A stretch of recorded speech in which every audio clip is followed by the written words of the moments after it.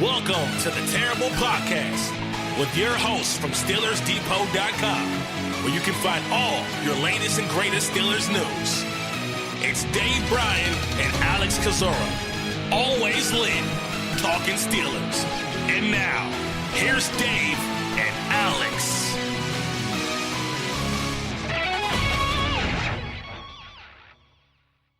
Welcome to the Terror Podcast, Season 10, Episode 42. He's Dave Bryan. I'm Alex Kozora, SteelersDepot.com. Thanks for being with us this Friday, Steelers Nation. Dave, happy November, happy Halloween. Hope you got some trick-or-treaters yesterday. Yeah, we not too terribly much, but we are now in November now, and that's my favorite month of the year. In fact, I'm going to have to start fasting now because I absolutely love Thanksgiving. We usually we've got a tradition now of 3, 4, 5 years of going to Honey Bake Ham and picking up all the fixings there because it's that much easier, and of course football's still going on, kind of thing. But get a nice good spread of things that last us 2 or 3 days and munch on that and pies and you name it. We and it really is kind of the most peaceful time of the year. I really look forward to it. Trying to figure out what you're more excited for, Thanksgiving or to talk about the salary cap later in the show. I think it's a toss-up at this point. You're in a good mood today. I like it. Yeah, I am. I had a bit of a struggle yesterday. I have days where I focus better than others, and yesterday wasn't one of them, but I feel locked in today. Well, hey, I thought the salary cap article you did turned out really well. I know it's getting a lot of readers looking at it right now. So if you haven't seen it, Dave has a mid-season kind of salary cap breakdown and preview of 2020 and the shape this team will be in. We'll talk about it later in the show. Also later in the show, we'll have Zach Kiefer, covers the Indianapolis Colts for The Athletic. So we'll talk to him and get kind of his lay of the land on the Colts. But first, a lot of news today, jam-packed show today, Dave, and we'll start with Anthony Chickillo news. A couple days ago, all charges against him, including simple assault, were dropped. Him and his girlfriend agreed to withdraw all the charges against him in the citation for harassment against her. And the day after, the NFL removed Chickillo from the exempt commissioners list, making him eligible to be on the 53-man roster again. And Kevin Colbert released a statement. I'll read it briefly here yesterday, saying, quote, Anthony Chickillo has been taken off the exempt commissioners list by the NFL office effective immediately. The league will continue to conduct an investigation of the incident, and we acknowledge that Anthony could still be subject to discipline by the league office under the personal conduct policy. But Chickillo is now back in full with the team. Before, on the exempt list, he could not practice there. He could just be at the facility. So my assumption will be that he's going to play until the league were to step in and say otherwise. Yeah, we might not see the league do anything until after the season, right? They usually drag their feet on this. Look, all the way around, there's no excuse for it, but it was an unfortunate situation, and then really it was kind of surprising to see Anthony Chickillo get himself caught up in such a situation as he was. But very unfortunate. It should not have happened, and hopefully he'll be able to start putting this stuff behind him now and hopefully learn the lesson and everything that goes along with that. And he's back off the commissioner's list now. I would expect him to dress and play. They went ahead and released cut Jaron Elliott again to make room for Chickillo back on the 53-man roster. So I think Chickillo is going to stay there the rest of the season, go back to being the backup that he was being, backup at outside linebacker, and of course playing core special teams, and then go from there and kind of await his fate, if you will, after the season's over. And whether or not you like his play, they certainly trust him more than someone like Ola Adaney, who played only 4 snaps Monday night against Miami. So I think it'll be good for the group in the sense of you're more likely to get a rotation with behind Watt and Dupree as opposed to those guys having to play close to near 95% of the time, which just seems unsustainable. Absolutely, and we'll and look, Ola should be getting more snaps on top of it. Hopefully he can start getting a few more than what he's been getting. And so, hopefully they'll be able to lessen the load on these guys, on Dupree and Watt particularly. But Watt's not on the injury report this week. Fast healer, I guess, and he didn't look any worse for wear the other night against Miami either. So we talked about the snap counts the other day. We'd like to kind of see these guys not have to be on the field as much as they are. Right. Well, hey, if Watt can play the way he did against Miami Monday, he could be on the injury report every week for all I care. He took over that game. But speaking of which, good segue, Dave, into the most recent injury report for Thursday. Ramon Foster still out with a concussion. Benny Snell with the knee. We'll get to Snell, some more information on him in a second. James Conner did not practice with that shoulder, that AC sprain. Everyone else, I think, was pretty much good to go. Mark Barron practicing full. Dana McCullers with the ankle. McDonald. Pouncey with the calf, he's kind of declared himself as good to go. Gilbert, who had the back spasms, was full on Thursday. So we're really looking at Foster, which I'm starting to very much doubt because he's got to get some work in to go through the steps of clearing protocol. That part of that involves exercise and returning to practice to be able to gauge that afterwards. Connor's very much up in the air. And Snell, NFL Network's Ian Rappaport, said yesterday that Snell underwent knee surgery for a meniscus injury and expected to miss 2 to 3 weeks. So certainly not going to play against the Colts, and beyond that is up in the air. So really need James Conner to play, otherwise there could be some big depth issues at running back. Yeah, it seems like Benny Snell got at the end of the line of Jalen Samuels there, following him through Right. this process and all right now. So obviously Benny Snell's not going to play this week. That one's an easy one. You're right. Ramon Foster and James Conner are the ones that questionable, probably a little bit on the doubtful side of questionable, I would guess right now. Jacob Klinger from the Penn Live seemed to have a quote or two, I think, that makes it doesn't make it sound good for James Conner, although we've guessed wrong on these things before in the past. So Friday will be a little bit better indication maybe what happens with Conner. These AC shoulder sprain, even if Conner plays, probably not going to play. I don't know. I would lean more to the side of maybe if he's not, really feeling good on game day. And even Conner said earlier in the week it could be a game time decision with him.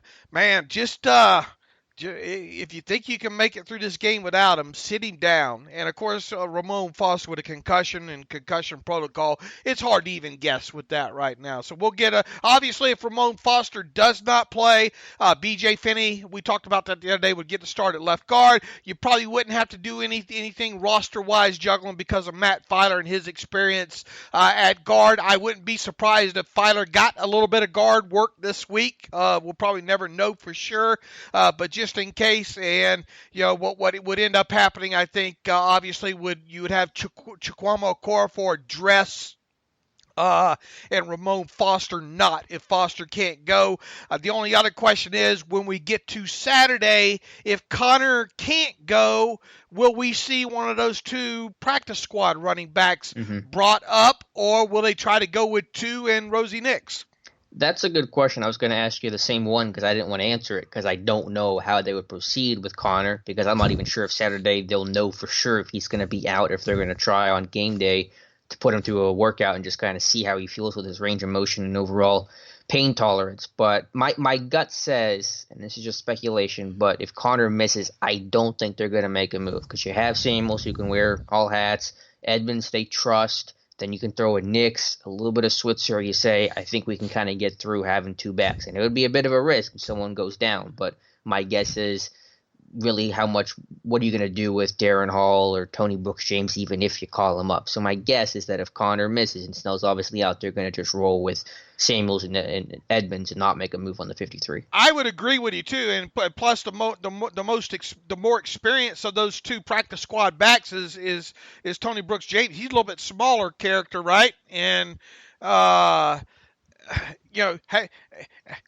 useful would he be to you other than just carrying the football? Unless he does something on special teams that I'm not aware of. Right. So, what they could very well do, Alex, too, is Conner could end the week as questionable. He could go ahead and dress and be kind of a break glass in case of emergency, type situation. If worst come to worst, he's healthy enough where he could get some carries at an end of a game. Maybe we don't want to go that route, but maybe that's the way they end up going here with him. And I agree. Even if Conner does play, I think it'll be in limited capacity. So if you want to look at it from a Steelers perspective, but also a fantasy perspective, Conner probably not a good play this week, because even if he does suit up, he may only see, at best, a third of the snaps. I think it's going to be Jalen Samuels being the guy, regardless if Connor suits up or not. Obviously, if Connor doesn't suit up, Samuels is the guy. But even if he does, Samuels might be your lead back. All right, so let's roll through the. Let's assume no running back is brought up from the 53-man roster here. So thus you wouldn't have to cut somebody like Paxton Lynch or anything like that. So Paxton Lynch will be on the inactive list. We'll go ahead and guess Foster's on the inactive list. I think that's a safe bet at this point. Who else? Who else do we have on there? L.T. Walton probably going to continue not to dress. Who else do we have that can go on the inactive list? Is Dante Moncrief going to dress? He'd be the last one. I'd have to look at the whole list because they've been dressing 6 last couple weeks. Well, we know Zach Gentry probably not going to dress, so that's 4, right? Justin Lane. Yeah. Was he up last week or no? I think he was. I'd have to go back and look. I don't remember, but he's kind of been on and off. Who else do we have there? I mean, we already named Foster. Oh, I'm losing track already. See what happens early. Well, I wrote it down. We got Lynch, we got Foster, Walton, Gentry, Lane. You could say. I think they would want to have Gilbert be active. He's your leader in special team snaps. So that's 5. Who was inactive last week here, real quick? Lane was down last week. Gilbert will be back up this week. You would think if he's healthy. Sure. Are we assuming that Connor plays? Or are we going to roll that he's inactive on this? Oh, maybe he will be inactive then, because who else are you going to put down? I mean, we already talked about Walton. I mean, you're going to dress all your outside linebackers, obviously. Is there a corner you could maybe not? Well, Lane would probably be it there. And I don't know, maybe Moncrief doesn't dress. I don't know. I just right now, and it's still early, it could change, but something tells me they're going to dress Connor just to be on the safe side. But we'll find out more about that here. I guess come time that I'm trying to cheat on my Saturday article is what I'm trying to do. But regardless, it probably just be one tough guess here to have come Saturday, because I think 4 or 5 of them you can go ahead and pencil in right now. Speaking of Moncrief, just because we're going to be addressing all topics today, I saw your take on it. I agree with you. We're in the no to Josh Gordon coming to Pittsburgh camp, correct? Yeah, Alex. I mean, and look, I do agree with the masses out there and have for a while that, especially with him not playing much of any right now, and he doesn't help you any on special teams, this could be the final week, or should be the final week for Moncrief, unless something happens to your roster, and a serious injury or something at the wide receiver position, because not regaining that third round compensatory pick is just too great of an opportunity to pass up for a guy that's playing 4 snaps for you a game, right. And it's not like he runs down and chases kicks and I'm sorry it didn't work out. I'm sorry all the way around here. I'm sorry, look, if LJ Fort's not cut loose by the Eagles, we're probably not even having this conversation. But that kind of put it in motion there. So I do think that I do think that this should be the final weekend of Moncrief on the 53-man roster. Now, as far as going about replacing them, you would have to. Gordon is subject to waivers today, so you're right there in the middle of the waiver. Assuming he even makes it to you anyway, why would you even want to bring him in? To me personally, I smell a rat whenever Bill Belichick lets a guy like this go mid-season. Okay. I have a sense, and I don't know for sure, and it's kind of previous bias played in here. I wonder if we're going to learn something here pretty soon about him failing some sort of test or something here in the near future. With as far as that goes. But even if it isn't, to bring a guy in, you hear Mike Tomlin talk about get on the moving train and all like that. Once again, Josh Gordon does not offer you really anything as far as special teams goes, I don't think. And are you going to bring a guy in like that and maybe disrupt some chemistry in your locker room and whatnot, just for a guy to play 5 snaps? That's where I'm at. I'm all for cutting Moncrief to recoup the 3rd round comp pick. I don't know any Steelers fan who's opposed to that idea. I think we all understand that the third round pick is more valuable than what Moncrief's offering you right now, which is to say not much at all. So the people that say, well, replace Moncrief with Josh Gordon. Well, what exactly does that mean? You're going to give Gordon a couple snaps a game. He's going to be inactive half the time. That's what Moncrief is right now. That's what you'd be replacing. So unless you're going to play him over Deontay Johnson or over James Washington and take away snaps from those young guys you're trying to learn about and develop, which seems counterproductive, I don't see the point. So I'm not in favor of it one bit. I don't know how it helps you. I don't know how you get better unless you're just going to siphon snaps away from the young guys you've invested top 70 picks in, and you're not going to get the chance to find out who those guys are. Hey, Gordon's not the burner, not the field stretcher he once was. I mean, he can still get down the field. Yeah, he's not playing well. His stats this year were not good. No, I mean and mostly. I mean, what did he mostly play with him? Did he mostly play the X or what?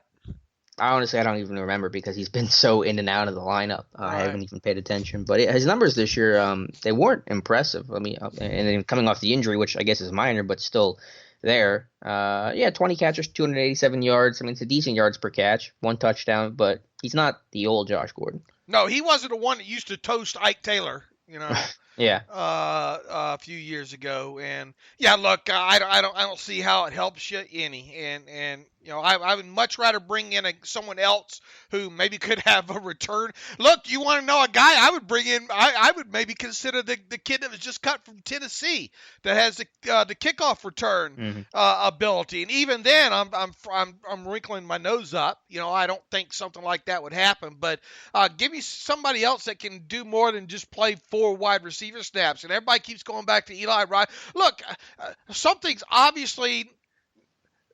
There's some sort of tag on Eli Rogers. Why doesn't Eli Rogers have a job at this point?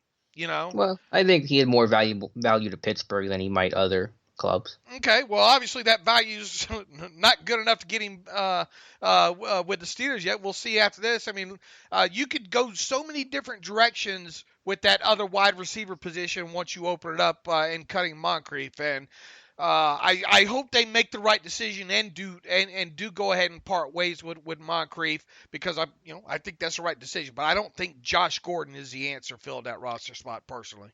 I agree, and I want to be clear, I don't have any illusions anymore, at least, that Eli Rogers is going to return to Pittsburgh. Honestly, if I cut Moncrief, I probably would just roll with 5 receivers. I would add a 9th offensive lineman, or maybe an extra, bring back Elliott. He's been on the yo-yo for all season. I don't know what 6th receiver you would have unless you wanted to call up a Tevin Jones from the practice squad, but I'd be content with just going with 5 receivers. Yeah, I would too, unless, once again, you got somebody with some return ability or something that's more of a wide receiver / something else, Darius Jennings is his name. You thought of the return guy, which I'm guessing is in your inbox somewhere. If we got to sign Darius Jennings, cut Switzer. I'm assuming we're going to get one of those emails a little later in this show. But all right, so it's just this discussion on Moncrief and Josh Gordon not coming to Pittsburgh, at least unlikely to come to Pittsburgh. One guy that claims that he almost or maybe could have come to Pittsburgh is Le'Veon Bell. And Dave, I know you're let's call it skeptical of these claims, but Bell appeared on this podcast 17 weeks on Sirius Radio yesterday, and I believe the podcast has been pulled, but the internet never forgets, and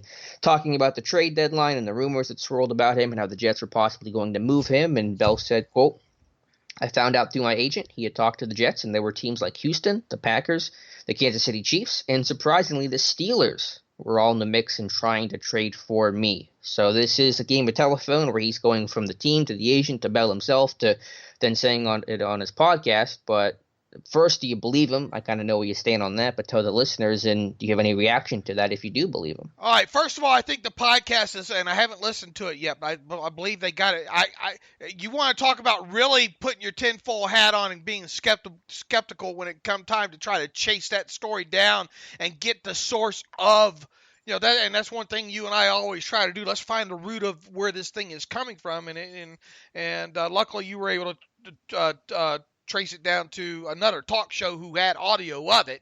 It was very difficult to try to get the source of this information. Right, and then you go and you finally find the original source, and the podcast episode wouldn't load on Sirius. It was pulled. Really made you kind of wonder what's going on here. All that said, and I did listen to the actual audio there. I call BS, Alex. Personally, I mean, I'm not saying that maybe Colbert said, "Hey, would you take a 7th round draft pick for him?" Which, I mean, why would you even do that and insult another, Hmm. you know, That's the FU offer. yeah, kind of thing like that.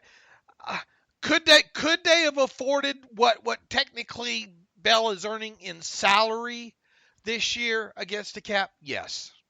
Because it is low, and this assumes that the Jets would have eaten all the dead money, yada yada. Could they have technically afforded Bell this year for the remaining, half of the season under his current number? Yes. Now, beyond that, though, we're fixing to talk about 2020's cap situation all. And look, this is a guy that has said what he said about how would you like to bring that cat back in the locker room right now after all the he said, she said. Look, I know they probably forgive and forget, Hmm. and let's just get on this thing and start winning and all. But really, the microphones would be back in the face of Le'Veon Bell for the first 3 weeks that he was back in Pittsburgh and having to answer for all the previous things. Why would you even sign up for that? I mean, look, he is a great player. I am never going to question that. And we've talked time and time again. If there's a pass blocking running back better than Le'Veon Bell right now in the NFL, I haven't seen him. In fact, James Conner might be the 2A or 3B at this point behind him. But Bell is still the best. Why in the hell would you sign back up for that right now? I understand, and I understand the reason to be skeptical of it. I'll give Bell credit though, and this is the point I wanted to make a couple podcasts ago. That Bell's not Antonio Brown. That but the issues with Bell have always largely at least been with the financial element of it, and he didn't handle that situation great. The way that he held out and told teammates he was going to be back week one, and he sat out for the entire year, and teammates felt kind of betrayed by that, which I understand. But he's not Antonio Brown, this crazy guy. I mean, I it wasn't in the podcast, but when he spoke to reporters yesterday, he took ownership, he took leadership. He said he wasn't mad about the trade rumors. He understood it's a business, and said he wanted to be a leader on the team, and kind of didn't agree with how Jamal Adams handled things, and kind of got a lot of props from the media and Jets fans for kind of being a leader and being cool, calm, collected. So the issue with Pittsburgh was never that they didn't want to keep him. They always wanted to retain Le'Veon Bell. It was just the financial issue where they couldn't afford it. He didn't want to do the contract the way the Steelers structure things. So if you take that element out of it, where he's already gotten a deal, which to my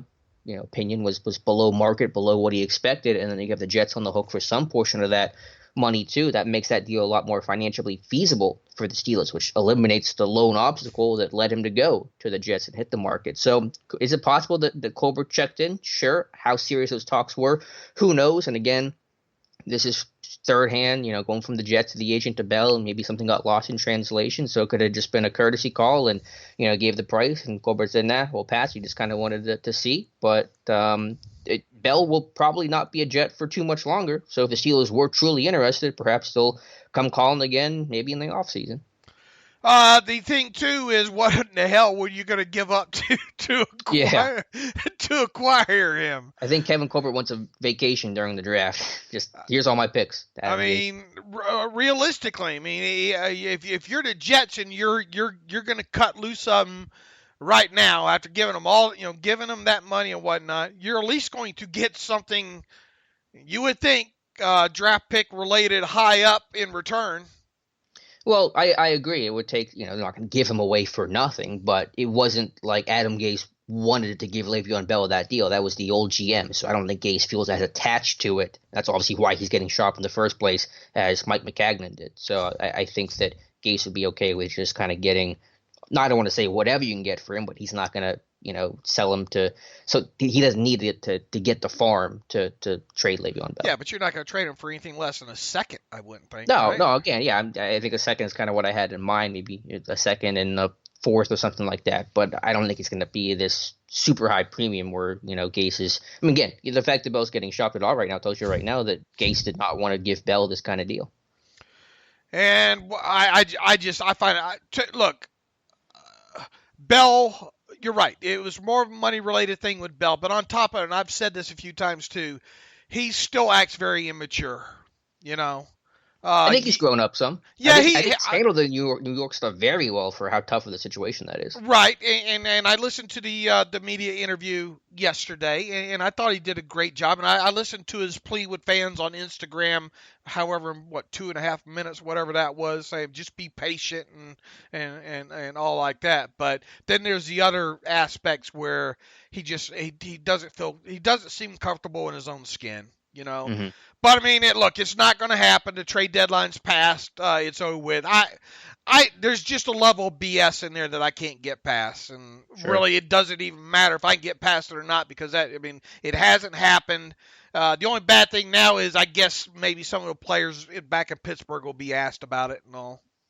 Yeah, but you have a game time coming up pretty quickly here. Media is going to be closed off soon, so I think once the game happens against the Colts, people are going to stop thinking about Le'Veon Bell and again didn't become a Steeler, but we'll see in the offseason because like I said, I'm sure that Bell's not going to be a Jet for the remainder of his contract and possibly could get moved in the offseason. So we'll see if Pittsburgh comes calling then. But all right, so put that rumor to bed, and I want to move on now, Dave. Before we start talking salary cap, Randy Fichtner, Keith Butler talk to the media as they usually do on Thursday, and I'll let you start this one, Dave, with anything that Fichtner or Butler said that was interesting, kind of caught your eye. Why do you always want me to start with what? Because I was pulling up the transcript and I was stalling for time.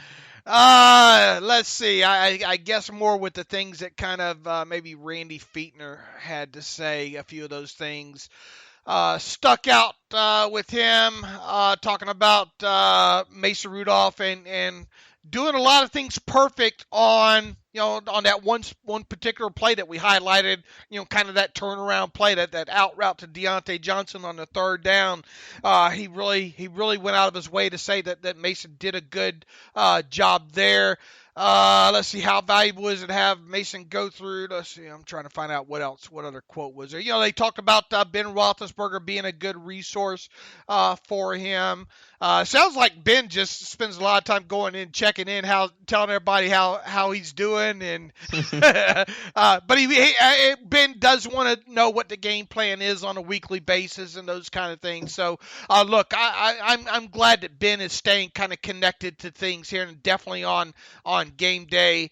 As far as that concerned, you went in and talked about Deontay Johnson, how he's solidified as number 2 receiver now.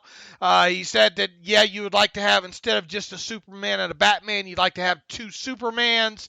Talking about the wide receivers 1 and 2. Trying to think what else stuck out to me. Well, I was going to jump in here with 2 quick thoughts, and I'm not here to throw a pity party for a multi-millionaire and future Hall of Famer in Ben Roethlisberger, but you got to feel bad for his situation because he's never been in the spot of having a season-ending injury, at least in the NFL. I'm not sure if it's ever happened in high school or college. I don't believe that it has, and so for him to be in this situation now, kind of feeling like an outsider when he just was the face of the franchise a few months ago, and a guy that knows he only has a couple years left, and he's spending one of those years on injured reserve, that's got to be really difficult for him to handle. So I appreciate him helping out where he can, trying to walk that line between helping but not also, inserting himself into the locker room too much, and kind of knowing when to let Fichtner handle things, when to let Rudolph handle things on his own, and kind of take a second to collect himself on the sideline. So that's a tough line to walk, and I'm sure that's a difficult situation he's been dealing with mentally. So just credit to him for trying to help out. And the other thing that Fichtner said, to bring it back to that, is that, I had my sack breakdown on Wednesday, and I charged both sacks to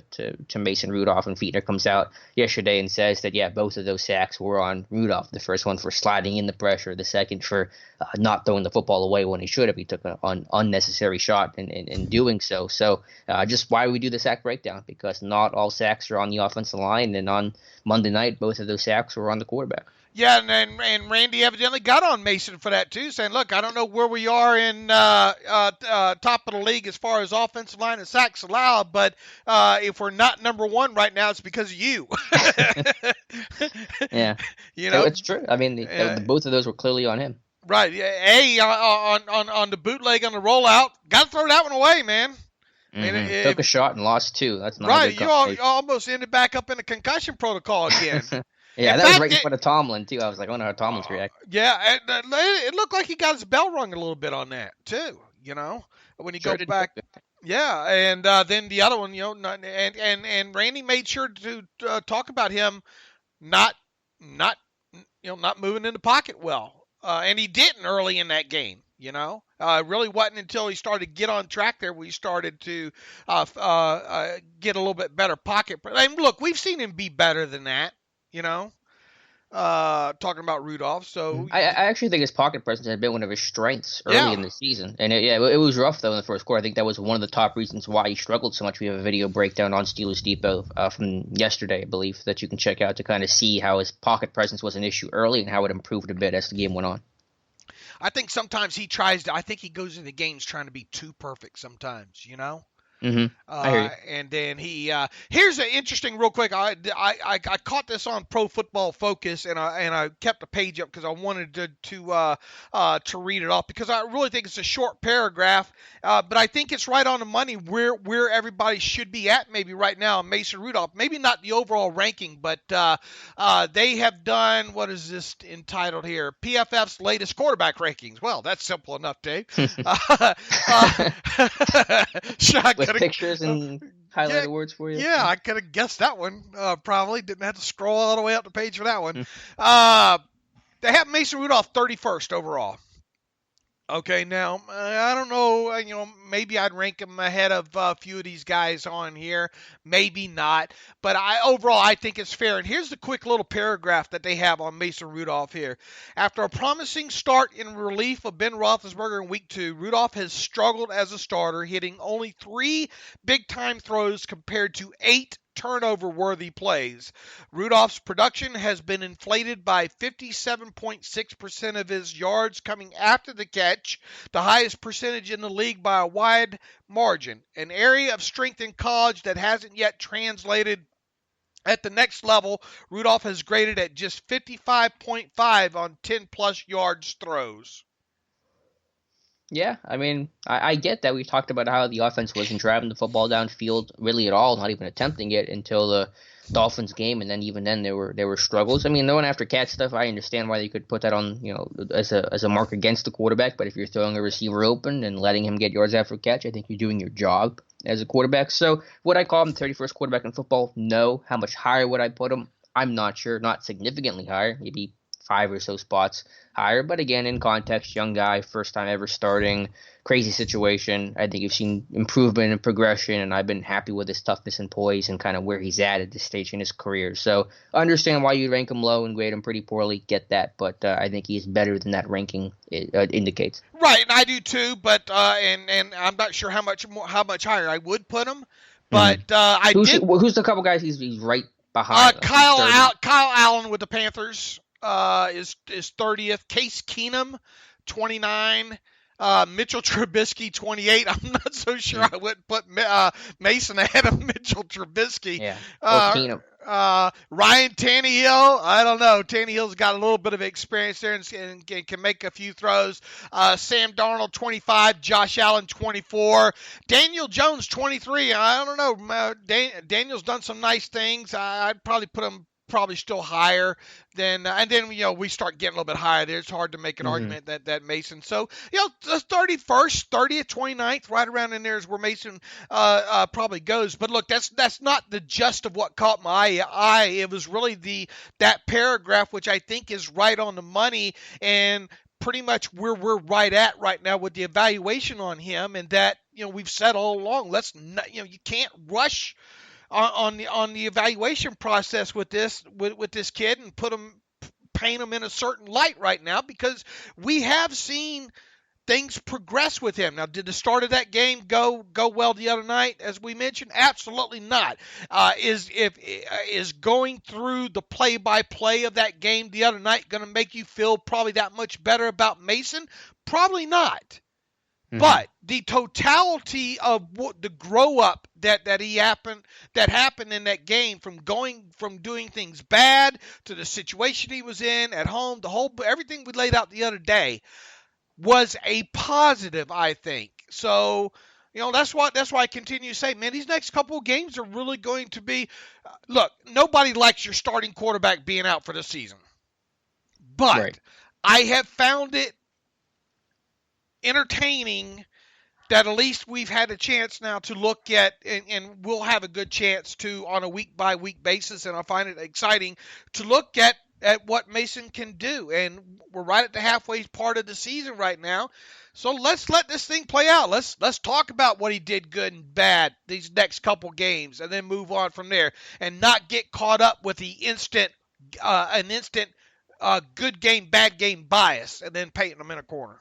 Yeah, I agree with everything that you said. So that was Feetner. Anything from Butler, I think we're okay with skipping Butler. He didn't really have a whole lot to say. He talked about Vince and what he brings as an interior rusher and a off-ball linebacker, a guy that can get after the quarterback, but not a whole lot from Butler this week. Yeah. I mean, just how you said it, how he used how they used Vince and kind of the mindset of Devin Bush and all. Wasn't anything too enlightening there. Okay, Dave, I know you're going to want to talk about this one for a while, so I'm going to kind of shut up here and let you go, but I'll ask questions too. You did the 2020 salary cap update, projections, kind of where they're at, moves they can make, and the whole kitchen sink. So take it away with the salary cap. Again, check that out on Steelers Depot. It's sticking to the top. Worth your time if you want to know the Steelers cap situation. Yeah, and I think the gist of it is, and look, this thing is still going to be a fluid situation. Starting mid-season is kind of a little bit early, but a lot of people have been clamoring for it, and I've been looking forward to trying to get it knocked out anyway. But the Steelers currently have 42 players under contract for 2020. The salary cap right now for 2020 is projected to be $200 million.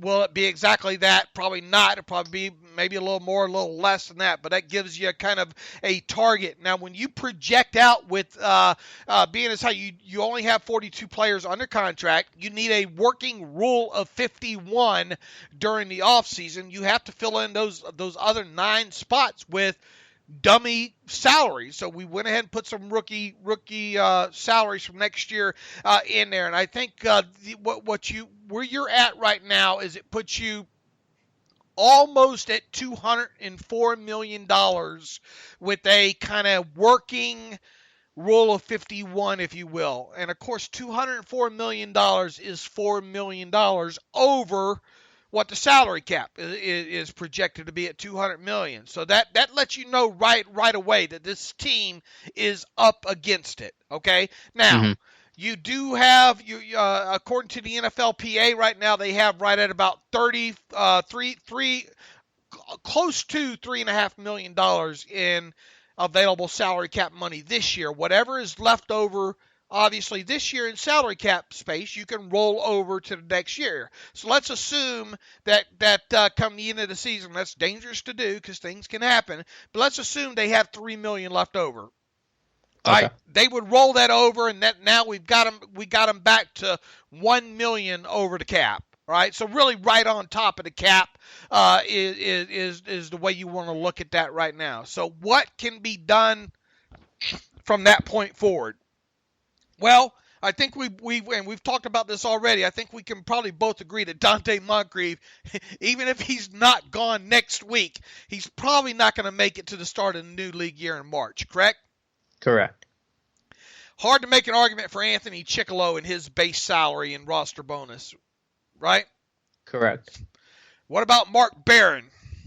That one's a little more interesting, and I think in a year, if you had more cap space, like maybe last year, it would be a lot tougher of a decision because they like Barron, they like the rotation to have a linebacker, but he hasn't played particularly well this year because they're up against the cap. If UG3 develops nicely the way that we think he's trending, it's more likely than not Barron's going to be gone. I agree. So I think I will be shocked. Now, Anthony Chickillo, he can stay, but he better take a heck of a salary cut, and you just normally don't see that happen. So I think Anthony Chickillo is going to be out the door along Mark Barron, and obviously Moncrief might be gone as soon as next week. But cutting all 3 of those players, Alex, will save you $14.25 million in cap space prior to what we like to call as roster displacement. Okay, so let's go ahead and round that down to an even $14 million. At least you got yourself now. We had it at $1 million over. Let's say we got them at $13 million under at that point. At least gives you a little bit of working room at that point, right? Yep. All right.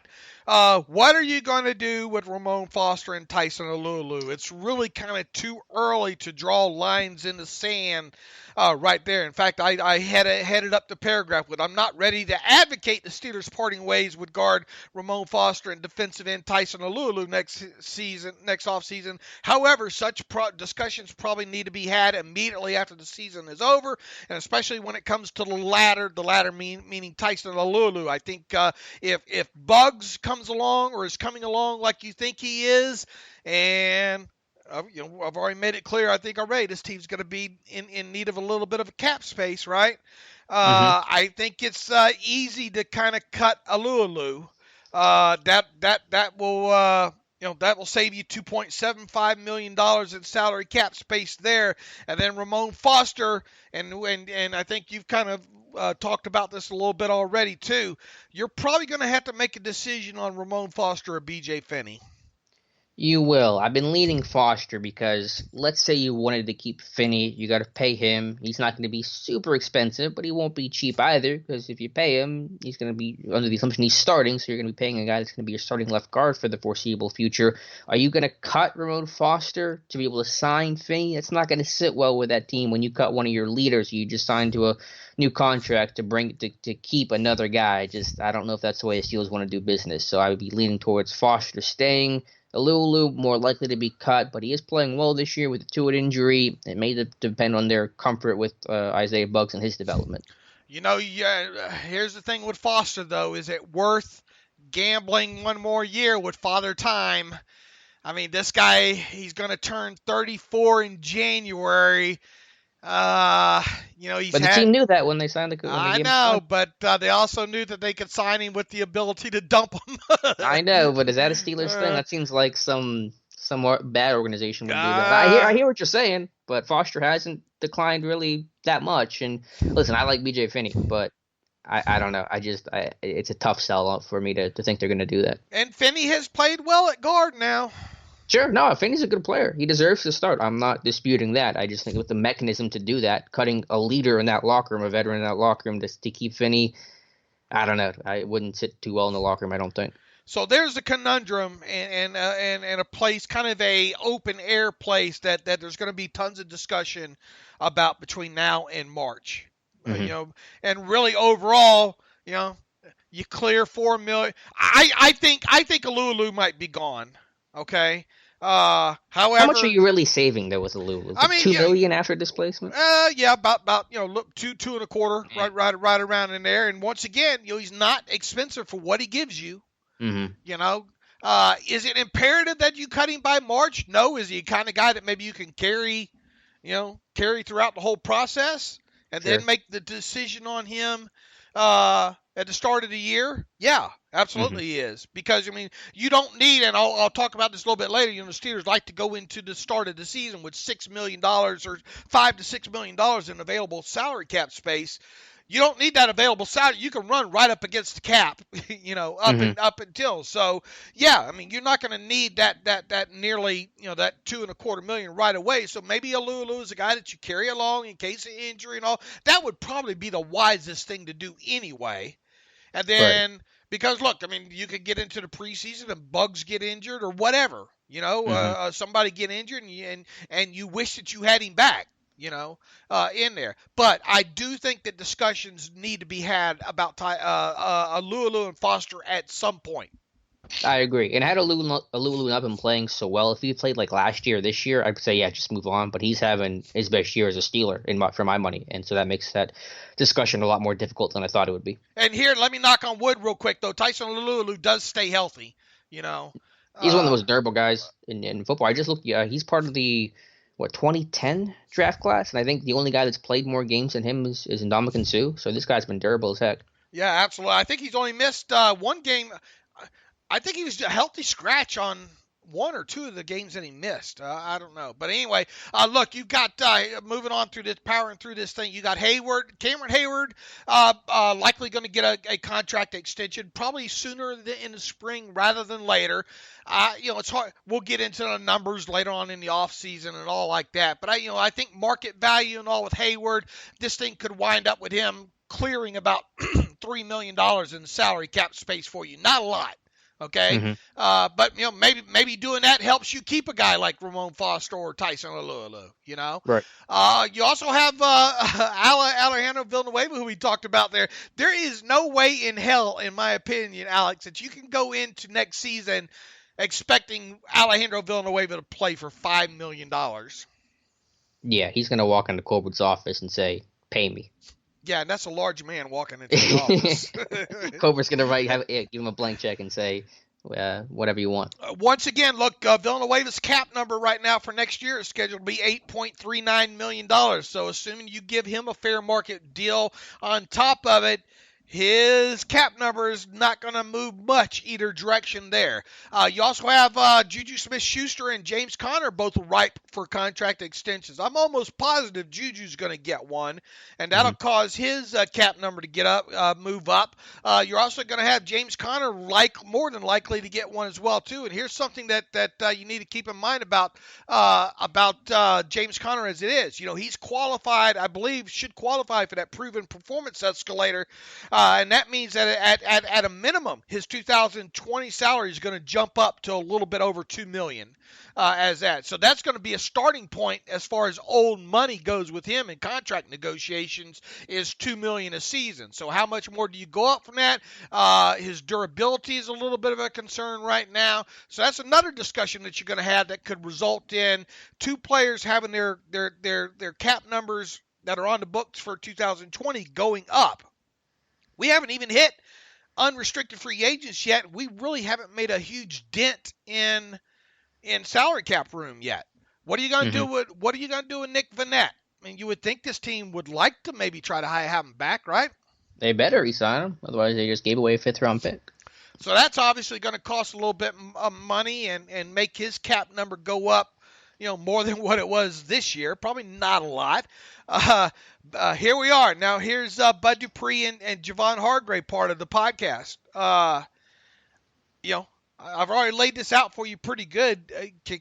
How in the hell are you going to be able to fit Bud Dupree and or Javon Hargrave underneath this? Yeah, like a ship in a bottle. It's going to be tough. I just don't see how you do it. I'm sorry, folks. I just don't see how you're going to be able to do it. Now, you will be able to restricted or exclusive rights tender the guys that you want to tender. Matt Filer, you're definitely giving him a restricted free agent tender, right? Oh, yeah. What about our buddy Zach Banner? Yeah, I got a soft spot for Zach Banner. He's played well. He deserves it. I mean, even if it's a right of first refusal, that because it's a 4th-round pick. Right. You got to give him a low tender. Mike Hilton, what are you going to do with Mike Hilton? You're probably going to have to give him a 2nd-round tender, right? Probably.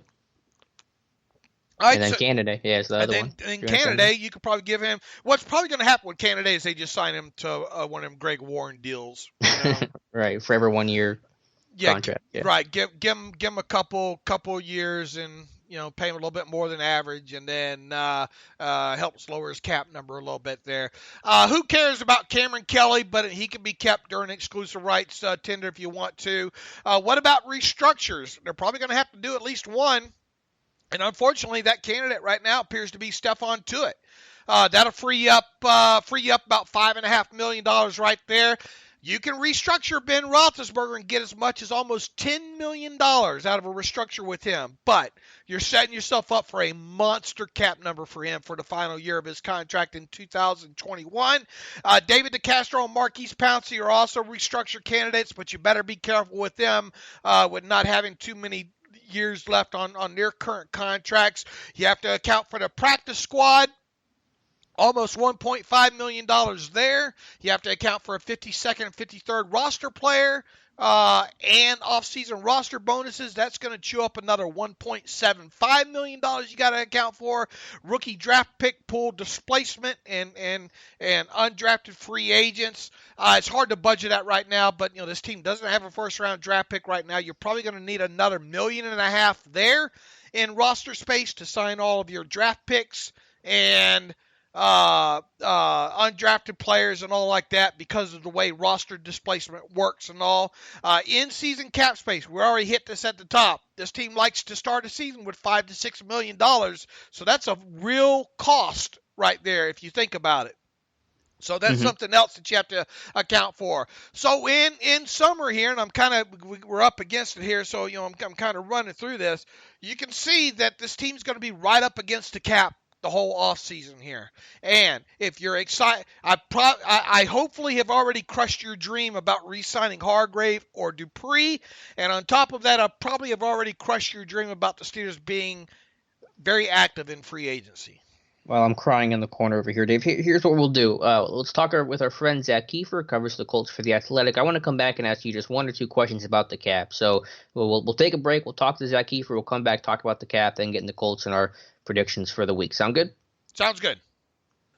Okay, welcome back. It is Friday, and that means we have another beat writer on the show to talk about the Steelers' upcoming matchup. Obviously, Week 9, Sunday, the Steelers will host the Indianapolis Colts at Heinz Field at 1 o'clock Eastern Time. And that means we're happy to have back on the show once again Zach Kiefer. Zach covers the Colts for The Athletic. You can read his work at the Athletic website.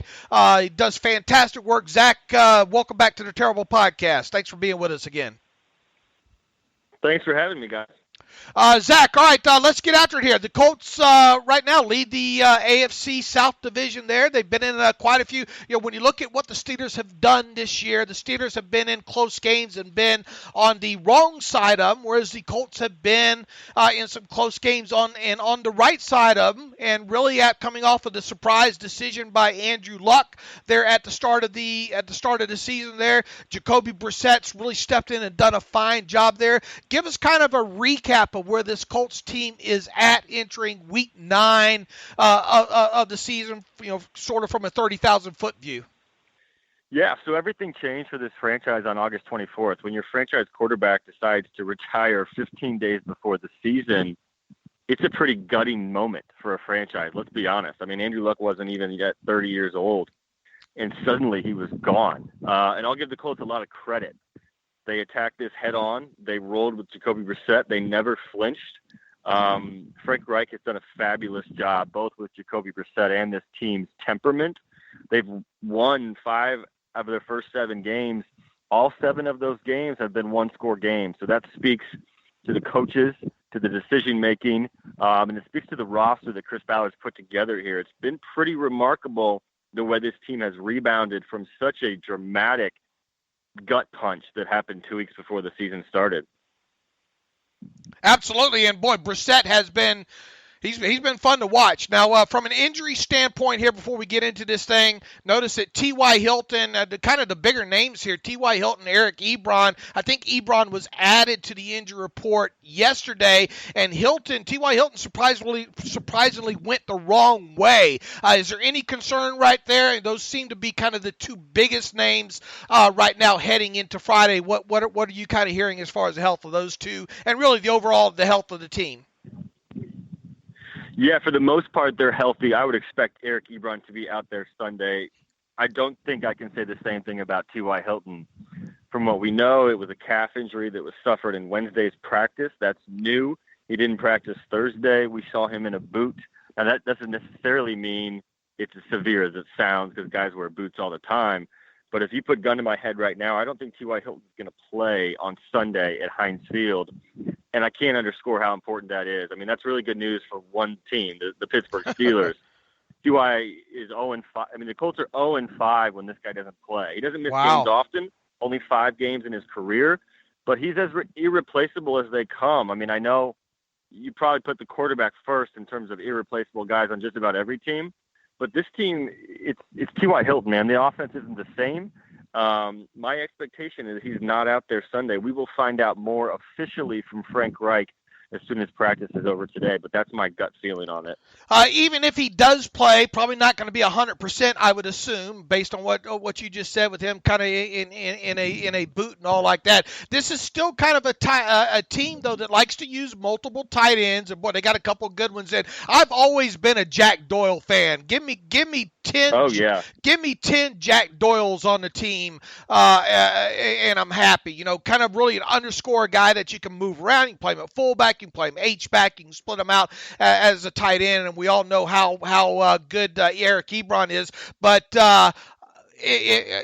whether even if T.Y. Hilton plays, we're going to see this team try to just strap it up and run the football, probably even more so, right?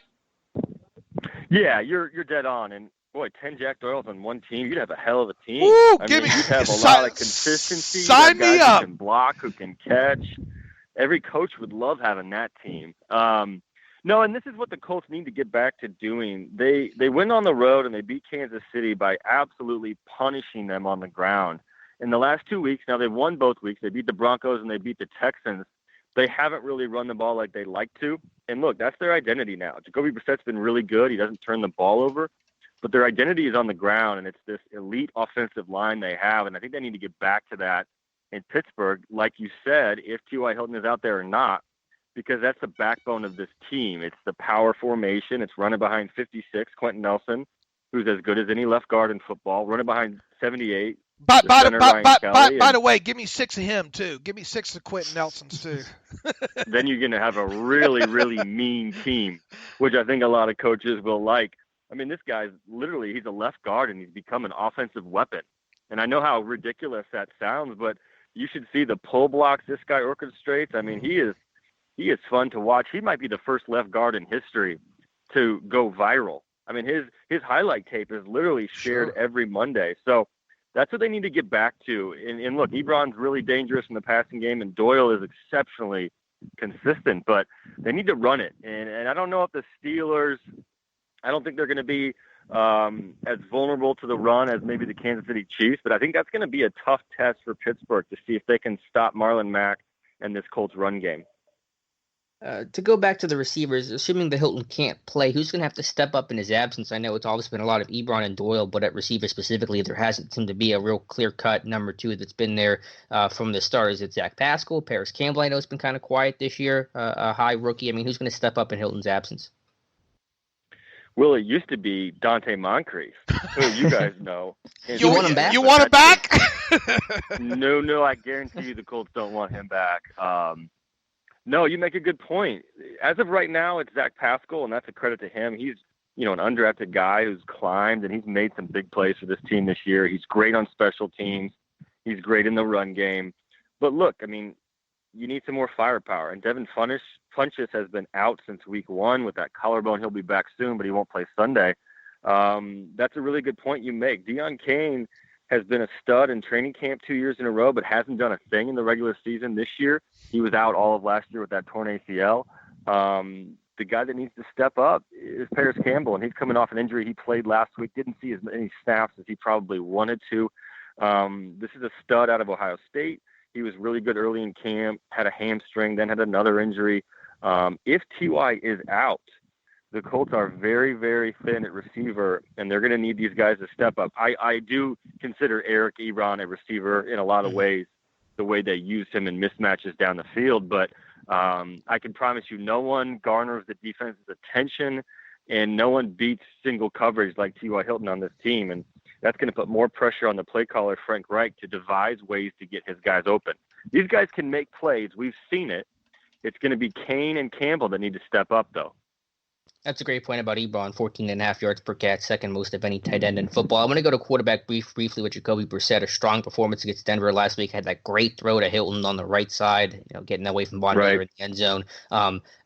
Experience aside, because obviously that's going to help you kind of improve and get more comfortable. What is the biggest change in Brissett's game from 2017 when he was the season-long starter compared to now? I mean, he's already got more touchdowns this year than he did all of 2017. What's the biggest difference in his game from then to now?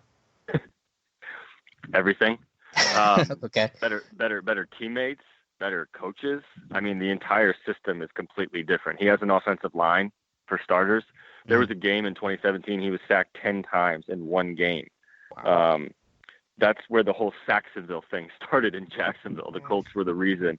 He's got an elite offensive line. He's got an elite play caller at his disposal. Jacoby's not a guy that's going to torch your defense, but he's a guy that's going to pick it apart. And what I mean by that is he's not going to make mistakes. I mean, even Andrew Luck was willing to make some mistakes in a game. He would make those amazing plays, but he would also make some bonehead plays. And you lived with it because the good outweighed the bad. Jacoby doesn't throw interceptions hardly at all. He's got 3 in 7 games, but his percentage of interceptions is like 1.32%, which over his first 30 games is the lowest in NFL history. So he doesn't give the ball away, which is good. And when you've got a good running game, that adds to that. The Colts put together long drives, really long drives, and they lean on that run game, and they're really good in situational football. And by that, I mean they're the best fourth down team in football. That's, I wrote about that this week. That's Frank Reich. A lot of that is Frank Reich. I mean, he'll roll the dice on his half of the field. It doesn't matter.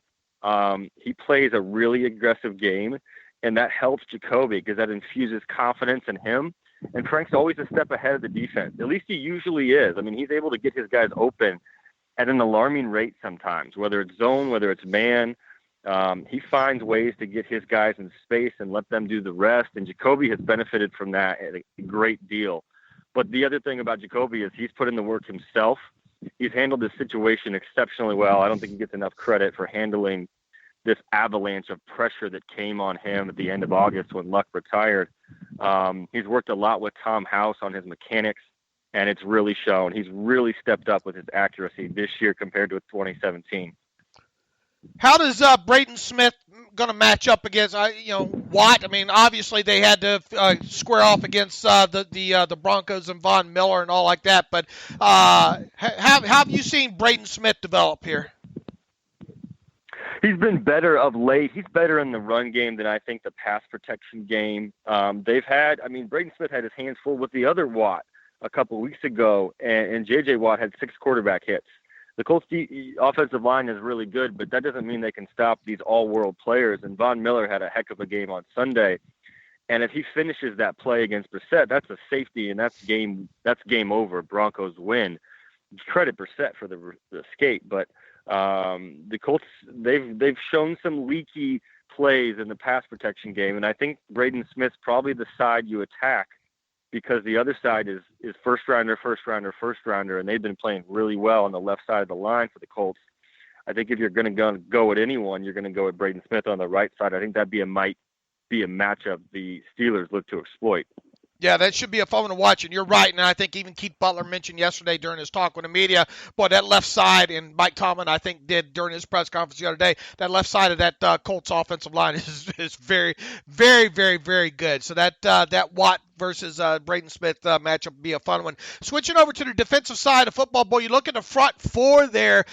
In there, a lot, 3 of those guys are big dudes too, and they got some experience. Obviously, Justin Houston, his time in Kansas City, Marcus Hunt, a big boy there in him, and then Jabal Sheard's been around for forever and a day. They're next level though. They're linebackers there. They like to play kind of that stacked look, I guess.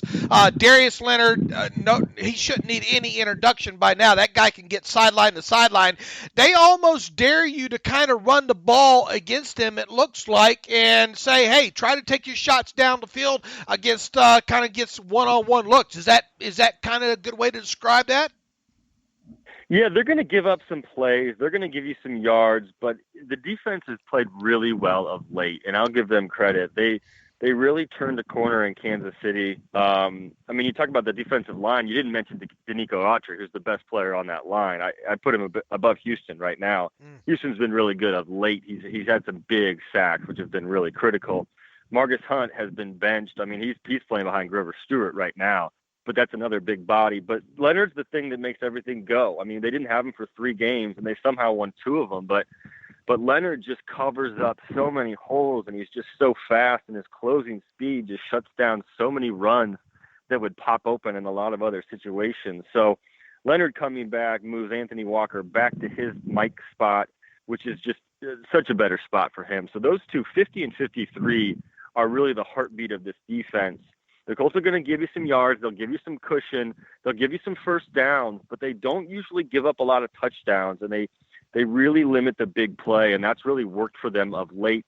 In the back end, they've got a guy named Malik Hooker who, he's just gotten big play written all over him, and I think this might be a big week for him facing a young quarterback. I think if you get some pressure on Mason Rudolph up front, that might allow 29 Malik Hooker in the back end to roam. I'm not sure if you guys saw the interception he made in the end zone on Phillip Rivers in week 1, but It was one of the prettiest interceptions you'll ever see. It was a one-handed grab. He's got that big play potential, but really it's Darius Leonard makes this defense go, and he just changes the whole thing when he's out there. And Kenny Moore obviously wanted a better, they reward him with a contract during the offseason there, if I remember correctly, and he can move around.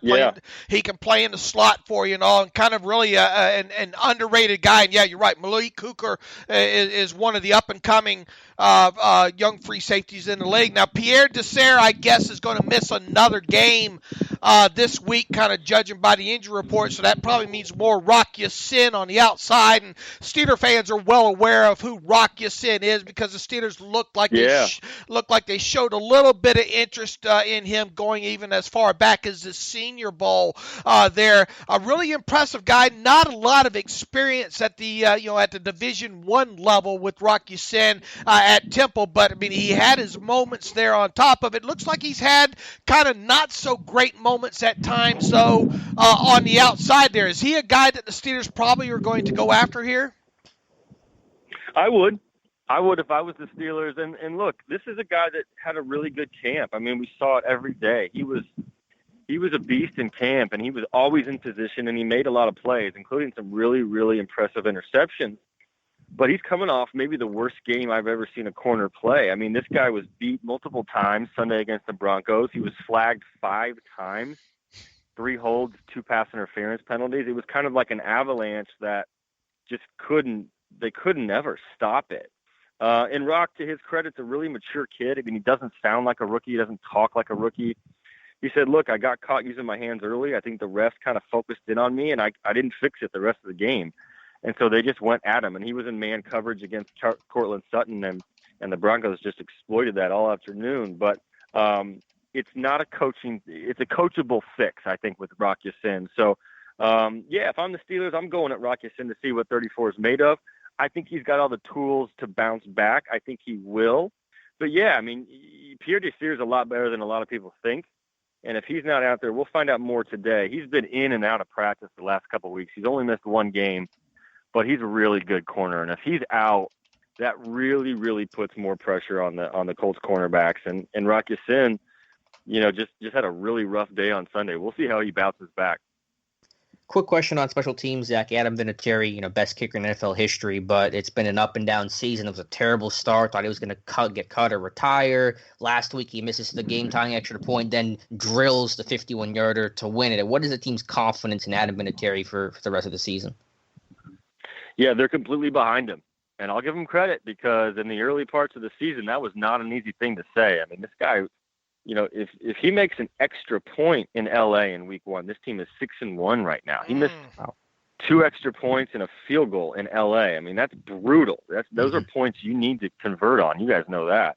Yep. He didn't have a good day the next week. They stuck by him, and we were wondering because they had 6 kickers come in and work out. But publicly, Frank Reich said, I never lost faith. It's been an up and down season. I mean, we've never paid attention to extra points more than we are this year. I mean, it's just wild. But to Vinatieri's credit, he drilled a 55-yarder in the game Sunday, and then he came back with a 51-yarder for the game winner. So they're completely behind them, but it's absolutely a factor in all these games. I mean, if you think about it, the Colts have had 7 one-score games to start. You know how big kicking is, and it's been really important in all of those, and we'll see. But I don't think they're out of the woodshed on this. And boy, if you want to talk about a huge roller coaster game, it was that. He goes from, I think he had a miss. Vinatieri had a miss in that game, and then he nails the long one. Then he missed the extra point, and then he made the huge roller coaster. It's kind of been the season so far. You just never know what's going to happen, and the miss wasn't even close. It wasn't like it hit the upright or hit the crossbar. I mean, it wasn't even close. How's this defense? I think one thing that stuck out to me on tape when studying the Colts defense here is, man, those second level linebackers like to get those steps moving forward on play action there, and it seems like Denver did a good job of getting kind of more of the tight ends involved there. Is this a defense that is this a defense that's kind of susceptible to more so than others to play action? Look, they the nerds will tell you too, and I agree with them that running the football has no bearing on how good your play action is. Play action works regardless, and it really looks like the Colts are kind of the team that those linebackers will get those steps moving forward on play action there, and it looks like they can be exploited in kind of second level, kind of levels concepts, if you will, and especially tight ends down the seam. Is that where this defense is probably most vulnerable in the passing game, is via play action and maybe these tight ends? You hit it on the head. It's tight ends down the seam. And it's been like that for a year and a half now. They've improved in that area, but you're totally right. If you see Darius Leonard creeping up, especially if they're in a zone defense, if you've got an experienced tight end, you can find those spots and you can get some plays that get going and you can get some chunk plays. So they've gotten better at that, and they moved to a lot more man against the Kansas City Chiefs a couple weeks ago, and that really helped them. But you hit it dead on the money. It's what the Texans did, it's what the Broncos did, and it's what teams can do to get some chunk plays against this defense. It also seems as though maybe that Denver running the football had kind of maybe their best success when they ran kind of that power or that counter. And we've seen the Steelers have success running that power and counter, especially against kind of stacked defenses like the Colts run there against Cincinnati for a couple years. The Steelers will run that thing 3 or 4 times in a row, and the Bengals couldn't stop it. Is that kind of where they are susceptible to the run? Is those big bodies kind of on the move? They've been pretty good at stopping the run of late. Now, they haven't been perfect this season. They let Josh Jacobs go wild against the Raiders a couple of weeks ago. But ever since then, they've been really good. And that doesn't mean they won't give up yards, and they'll miss a few tackles, that's for sure. But they've been pretty good at limiting the explosive plays and limiting the edges in the run game. A big part of that is Darius Leonard's closing speed, and Walker's been really good as well. But I'll give the Colts defensive line credit. Guys like Danico Autry, guys like Jabal Sheard, they will get off their blocks and they will finish tackles at a pretty good, consistent rate. And that's what they've got to do, because the secondary has been up and down this season, and they've been gutted with injuries. So if they're not stopping the run, that's a really good thing for the Steelers, because that's how you attack this defense. Alex, you got anything closing for Zach here? No, appreciate your time, Zach. I know you were staying outside to get better reception. It was probably a little chilly outside in Indy today, so appreciate it. Well, Zach. Winter came quickly. We'll put you on the spot. It is Friday here later in the week. I know you're still kind of waiting to learn the what's going to happen with T.Y. Hilton and maybe Pierre Desir there. But for our listeners there, go ahead and you got a prediction for us for the game? Yeah, I'm leaning Pittsburgh, but I'm going to go with the Colts. But I think it's a one-score game. I think it's like Colts 24, Steelers 23. I think the narratives continue of the Colts winning close games this year and the Steelers losing close games. I just don't know how sold I am at Pittsburgh's quarterback. If it was just about anyone else, and if it was Big Ben, I'd be on the other side. Yeah, I mean, most definitely there, and they're trying to get Mason Rudolph to mature. He grew up a little bit in that last game there from start to end. So I'm with you, Zach, and I think probably Alex is as well too. Probably going to be a close game here at Heinz Field. Well, Zach, look, people, you can follow Zach on Twitter at Z Keefer, Keefer.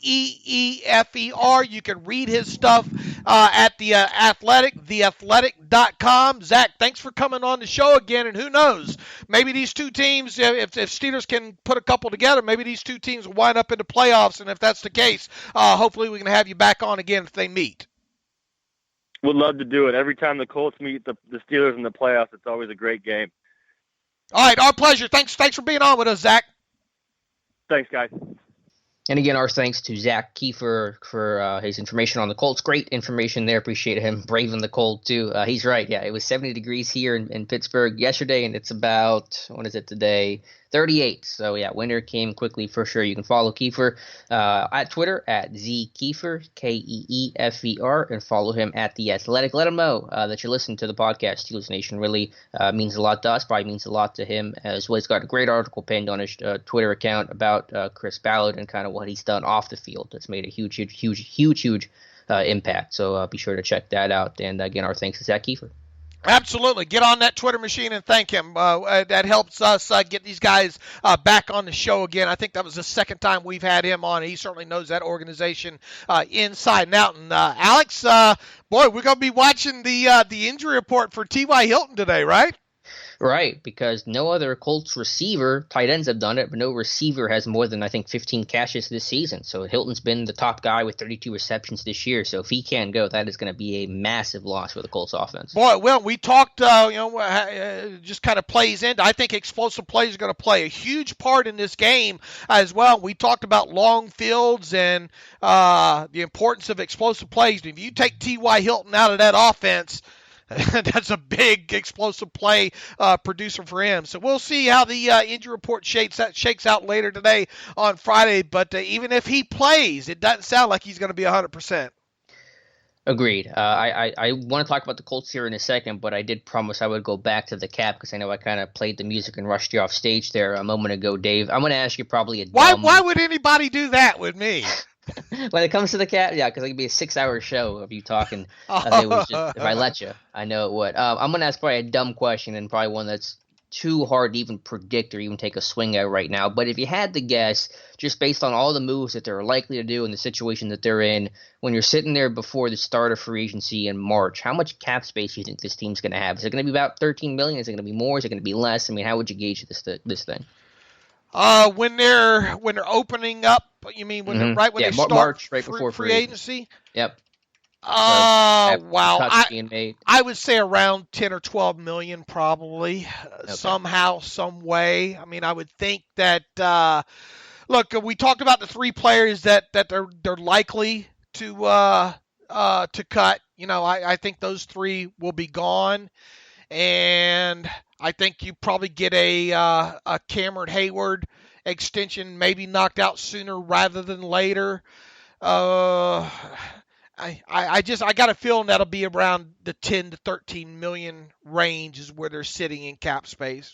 Mm-hmm. And then so knowing that they need to save space for in-season cap space and a draft class and all that, you're probably looking at a mostly quiet free agent spending this year from look, I don't think, I mean, looking back at last year and really the year before that really wasn't that busy. I mean, yeah, they got names in Morgan Burnett and John Bostic, but I mean, John Bostic's first year cap hit was barely anything, right? And and Burnett's was, I forget, it was like $3.5 or $4 million, you know, the first year. Now they paid him obviously more money than that via signing bonus and all, but and then you fast forward to this past offseason with guys like Moncrief and Nelson and Mark Barron.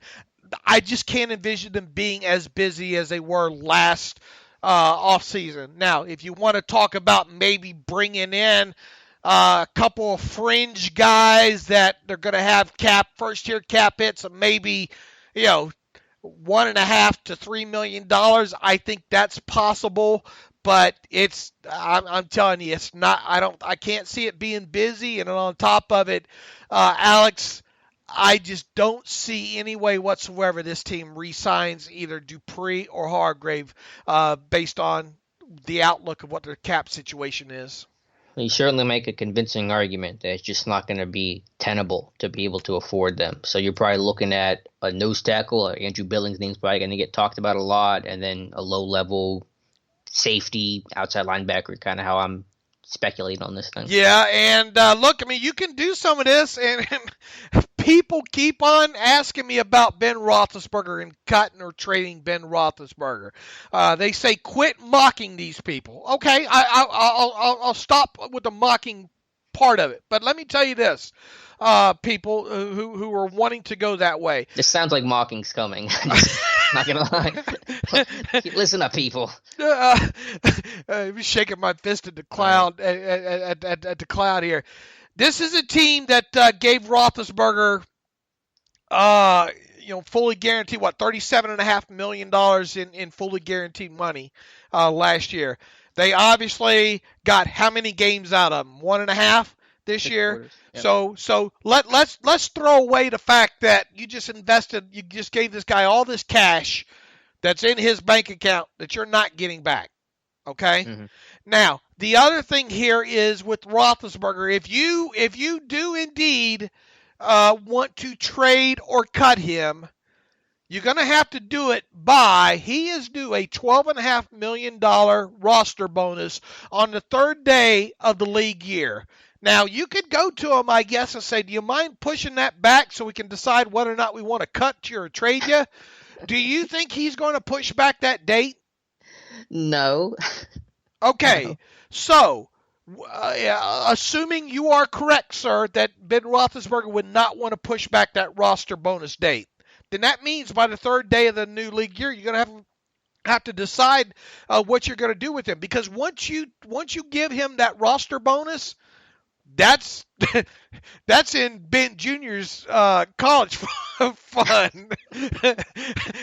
You ain't getting that back either. Mm-hmm. Okay, so in order to either get out from underneath that $12.5 million, you either have to trade him by then or cut him outright. Yeah. Okay. Neither now, of those things are happening. Okay, well, listen, people. But, I know. People are wanting me to quit mocking him out. Oh, they said you, not me. I can mock. All right. Now, here's the thing. Even if you trade him, there are going to be very few teams interested in going that route with a guy that's got basically 2 years left on his contract. All right. Could you get a first-round pick out of a team? Maybe. But even so, that's a lot for another franchise to give up. Connecting the dots, Tampa Bay would be the obvious kind of landing spot, right? With Arians, sure. With Bruce Arians. Because Bruce Arians, how much longer is Bruce Arians going to coach? Not long. Mm-hmm. Well, Ben's not playing long. Right. So, yeah, it makes sense. And so, really, if you're going to connect the dots, there's not too many landing spots for Ben Roethlisberger, okay? Now, let's assume that you do get him traded by the time his roster bonus is due, okay? You're still only going to save $8.5 million in cap space this year because of the dead money. Right. Okay, so is it worth it to trade Ben Roethlisberger to another team? You're trading away your friend. And look, we're going to know a lot about Mason Rudolph by the end of the year, but will we know enough? All right, maybe. But even so, is trading him away a franchise quarterback that could still probably help you win a Super Bowl just for a mere $8.5 million? Is it worth it? No. No. Yeah, I mean, it's plain and simple. No, it's not. I mean, if you're willing, if you're wanting to do that just for the mere fact of, well, that'll give us a chance to lock up Bud Dupree and Javon Hargrave. Okay, that's all fine and good, but you're not going to have, I mean, there's no guarantee that you're going to have the quarterback that you want yet either. You know, and that's even assuming. Look, I still think this team can get in the playoffs this year, but it starts this week. You know, against the Colts and then the Rams. After that, we're gonna find out a lot about this team in the next 2 weeks here because of the type of competition that they are playing. Look, you want to get rid of Roethlisberger, you get rid of him after next season. Okay. Yeah. That's the time to do it. After this season, no, you don't do it. You bring him back in 2020. You see how it goes, and then maybe he's got a $15 million roster bonus due in 2021. If that's the time that you want to maybe part ways with him and go maybe with a guy like Rudolph, that's the time to do it. So I cannot listen to an argument that tells me to trade or cut Ben Roethlisberger to free up $8.5 million. I can't either. Just not going to happen. Even after 2020 is more likely than after this upcoming off season, just based on how he feels and looks off the elbow surgery and injury. But their goal and intention is to let him run through 2021. That's the reason why they signed him. That's their franchise quarterback. That's been the plan. And unless physically he's just not the same guy, that's what's going to happen. Right. I mean, if he drops off the face of the planet, I mean, if his play just really goes off halfway through the 2020 season and maybe you have to bench him, for either health or performance, and then put Rudolph in. All right, well, fine. Well, you got 2 quarterbacks with experience to do that, and really a third because you think Duck's going to be back as well too. But you at least got to give him 2020. Now, if you're looking at in March and his elbow's not healing right or whatnot, I don't know. But there's no reason to think that right now. So, people wonder why I get so aggravated with this and the Ben Roethlisberger questions, because it's mind-blowing, really unfeasible, and really ludicrous, if you want to, perfect adjective for it, to suggest such a thing. Yeah, I agree. And if you get to the point in 2020 where Ben's not the same and you're thinking about replacing him, you wouldn't even have to cut him. He would just retire. I think he would just see the writing on the wall there. So anything else cap related you wanted to mention before we move on? Because I know that's your baby. And I'm going to write an article as well to try to help better explain this. People are wondering, well, the Antonio Brown dead money's not on the books. Why don't we have room? Well, you have signed. Remember, your dead money comes from prorations, from the signing bonuses and all. And yeah, you did free up the supposed cap space that Antonio Brown was going to take up this next year, right? But on top of it, you went out there and you gave Ben Roethlisberger a new contract. You gave Joe Hayden a new contract. Who else did you give a new contract to? I'm drawing a blank here. What's the time frame here? This past off season. I've done put away my article here. Who did they just sign during the off season here? Hayden, Roethlisberger. Oh, Pouncey. Those guys combined are taking up 50-something million in salary cap space, okay? And then if you look at the top, I forgot where I had it here. Hold on, let me pull it back up here real quick here. The top 7 cap hits right now on 2020 total up to $109 million. I mean, that's over, and when you subtract. And you got let's subtract $6 million, so that'd be from $200 million. That's because you need that space. That leaves you $194 million. So what's $194 million minus $109 million? $85 million. All right, so you have $85 million to give to 46. I mean, and we're talking cap space here, not cash. To divide up between 46 other players. Yeah. So it's a big chunk of space that those guys were taking up. All right. So, and that's why, once you gave the contract to Roethlisberger and you gave the contract to Hayden and you gave the contract to Pouncey, look, I mean, Hayden's going to count $12.5 million against the cap next year. Marquise Pouncey, $11 million. Ben Roethlisberger, $33.5 million against the cap. All right, now that's where your money went. So I know people are under the impression that magically, because they don't have Antonio Brown under contract, next year, that all of a sudden there's that money that's going to be there. That's not the case, because you've dealt out more contracts since then. I'll try to write it up where it's a little bit more understandable, and hopefully, I mean, what do you think about the article that I wrote, Alex? I mean, was it pretty cut to the chase? Yeah, I thought you laid it out well, and I think the response has been people understand the information and it's digestible. Well, evidently they don't. They're still trying to do other things that you just can't. Well, that's the internet for you. All right. If you got any questions, email me, theterriblepodcast@gmail.com. I'll try to answer them. I don't do well in the comment sections of my own site. I get frustrated at times.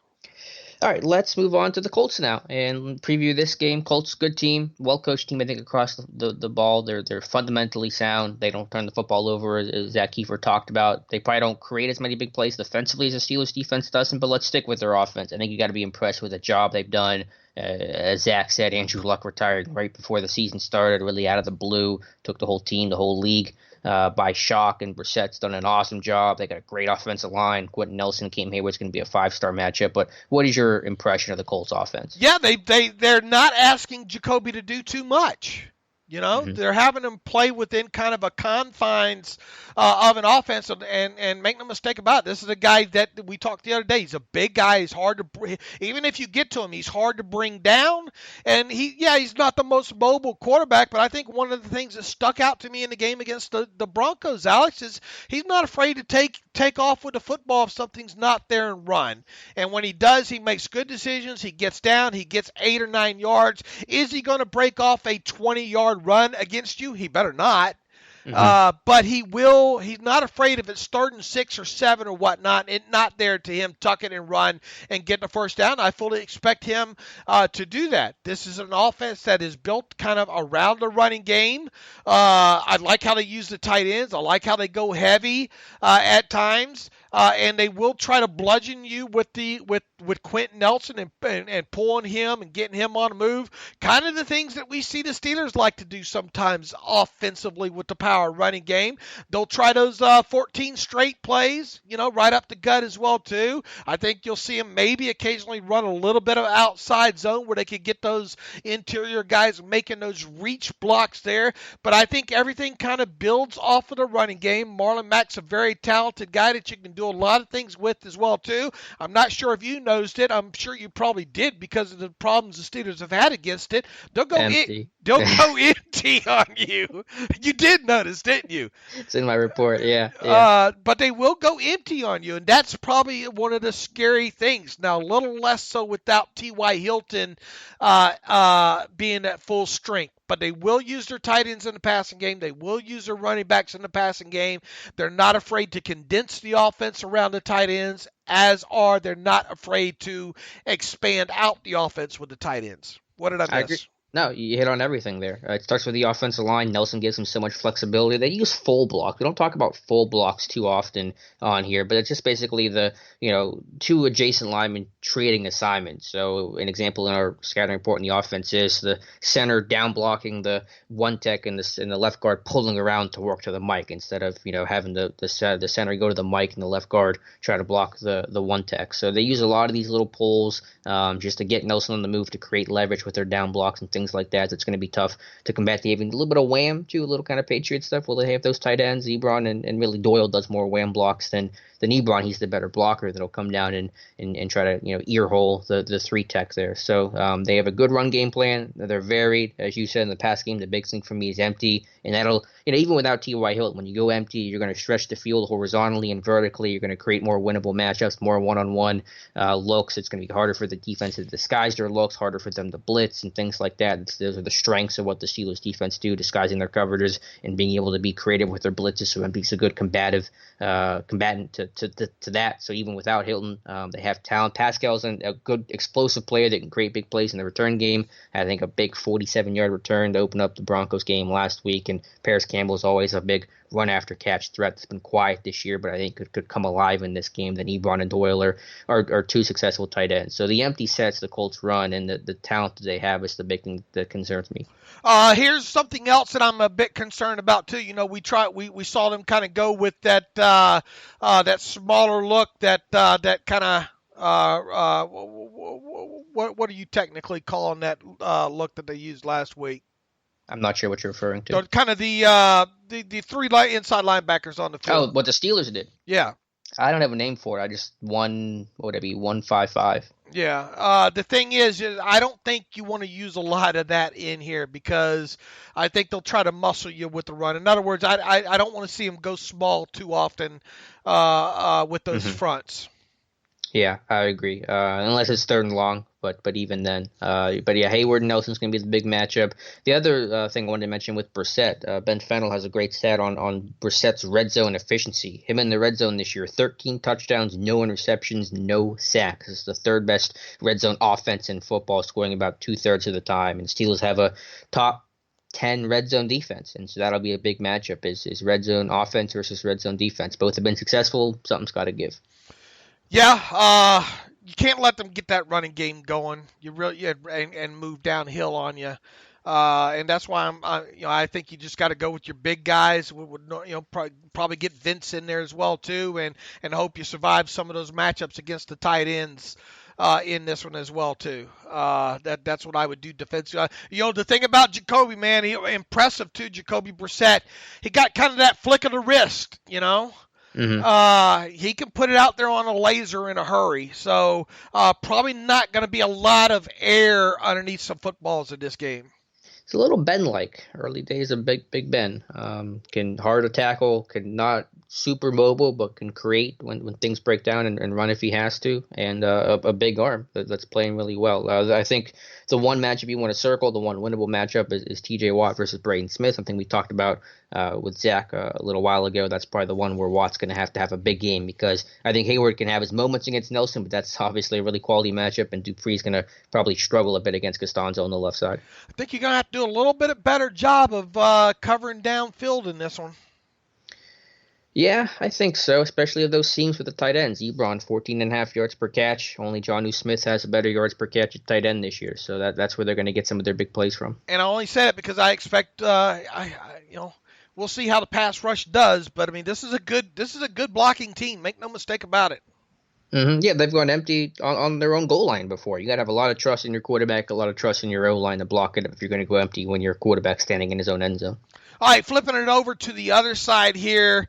Boy, they really try to really put the numbers in the box, I think, and kind of dare you to run. Once again, I've picked up on tape where I think he can run some power against them. I mean, do you really want to strap it up with a fullback in this one and say let's play or what do you want? To me, I don't think they can be run on as easily as a few other teams around the NFL. I think, they're not a terrible run defense. Obviously, they're a two-gapping unit that's going to try to get their linebackers, particularly Darius Leonard, free. He's averaging over 9 tackles per game. He's second in the team in tackles, despite only playing in, I believe, 4 games this year. I think you can do 2 things with this. Is that you're right that you can run power on them, but untraditionally in the sense of their linebackers over pursue. So you can cut backside because your linebackers want to flow so fast. And I got a train coming, so talk more about the defense. Well, I think maybe with having a guy maybe that can that more patient runner in this one, and Jalen Samuels might actually work a little bit in the Steelers' favor in this one. Now, you go back to that game against New England. Didn't he have a few kind of those cutback delay, one step and then back the other way against the grain. So maybe that'll kind of work in the Steelers' favor a little bit this week with having a different back in the backfield this time instead of Connor, who really kind of, give me the ball, I got to get out of here, straight ahead running. Well, who do you think has better vision? I think Connor has better vision to create than Samuels. I think that's still an area that Samuels, a younger guy, struggles in, is his vision in creating. Sure. Well, look, I mean, we don't have a lot of runs on Samuel at the NFL level anyway. True. That's true. Yeah, I think it's still a work in progress. So I think Connor would do better in that regard. But those linebackers do pursue pretty hard, so I think there's chances to cut back if you see it. Right, and didn't Samuels have a couple of nice runs against the Patriots last year and kind of some cutbacks? He did. I don't know if they were really true cutbacks or just designed. I have to go back and look. But, I mean, he's run well before when given the opportunity to start. So I have confidence in Jalen Samuels. I just think from a vision perspective, I don't think he's at Connor's level. I mean, Connor had that great run last week where he cut it back and ran away from where Rosie was blocking to get a 17-yard run down the right side. But that'll be the big thing. So I think you can do that. And the other element I would throw in is that with a fullback, I would actually throw a lot with Rosie Nix on the field because the Colts almost exclusively seem to play man coverage against 2 backs, a running back and a fullback in the backfield. So I think you can go play action and hit some of those crossing routes. That Yankee concept that Randy Fiedner has really come to like this year because the Colts are going to play straight man coverage, a lot of cover one. You can out-leverage these guys with crossing routes to the middle of the field. So if I'm going to use Rosie, obviously I'm going to run the ball some, but I think you can get some play action and hit that Yankee concept off of that once or twice, maybe on Sunday. And here's the thing, too, unfortunately, we haven't seen a lot of, obviously, because Roosevelt Nix has not been in the lineup. But even going back to kind of last year and in previous years, they don't throw enough out of heavy sets. Mm-hmm. I think you got to do it more this week. I think you got to make that adjustment. Because watch how they played, the Colts defense played the Broncos with Andy Janovich at fullback. Every time fullback was in the game and they threw it, it was man coverage. Right, and I think you can have some success with a tight end in those situations as well too, up the seam on. Look, I think you got to.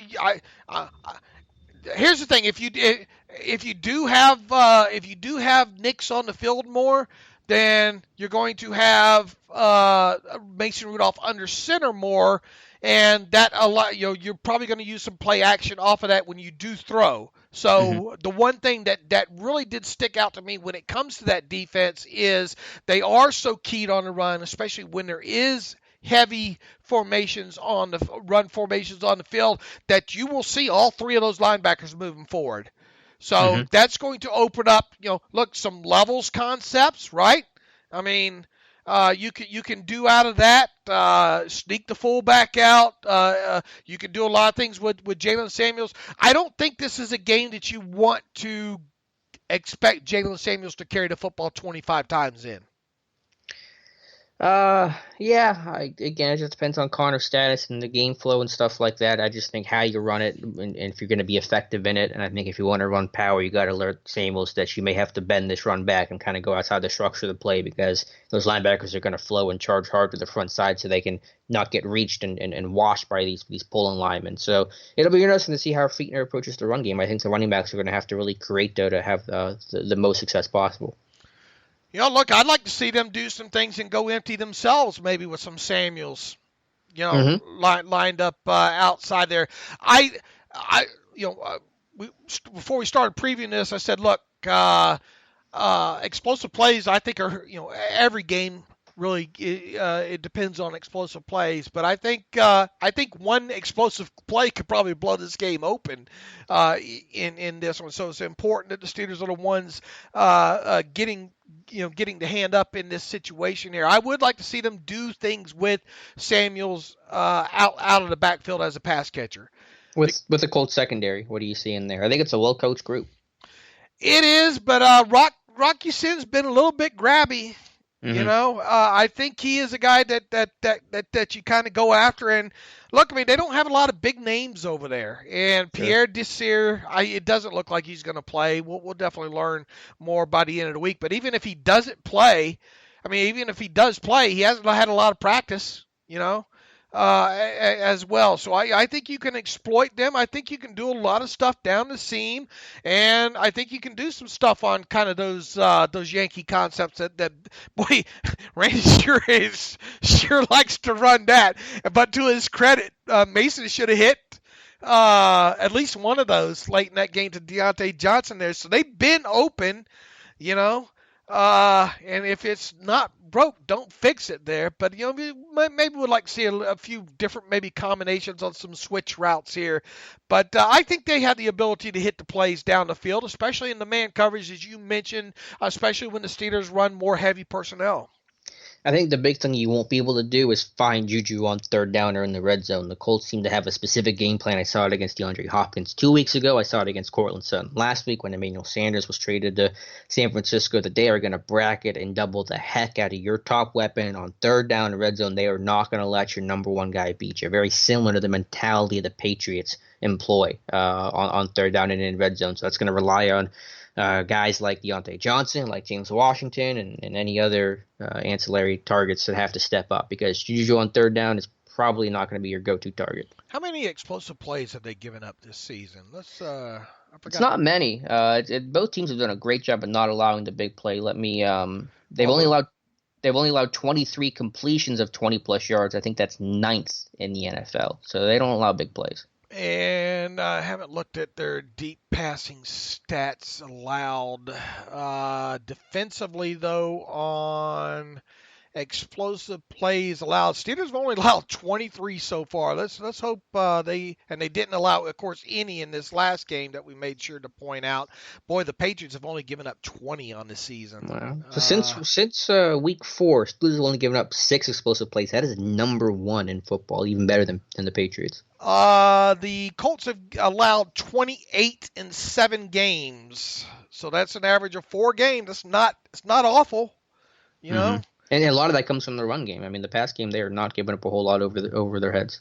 And let's see, play type. It looks like 20 for the Colts, 23 passing explosive plays allowed, 5 running plays allowed.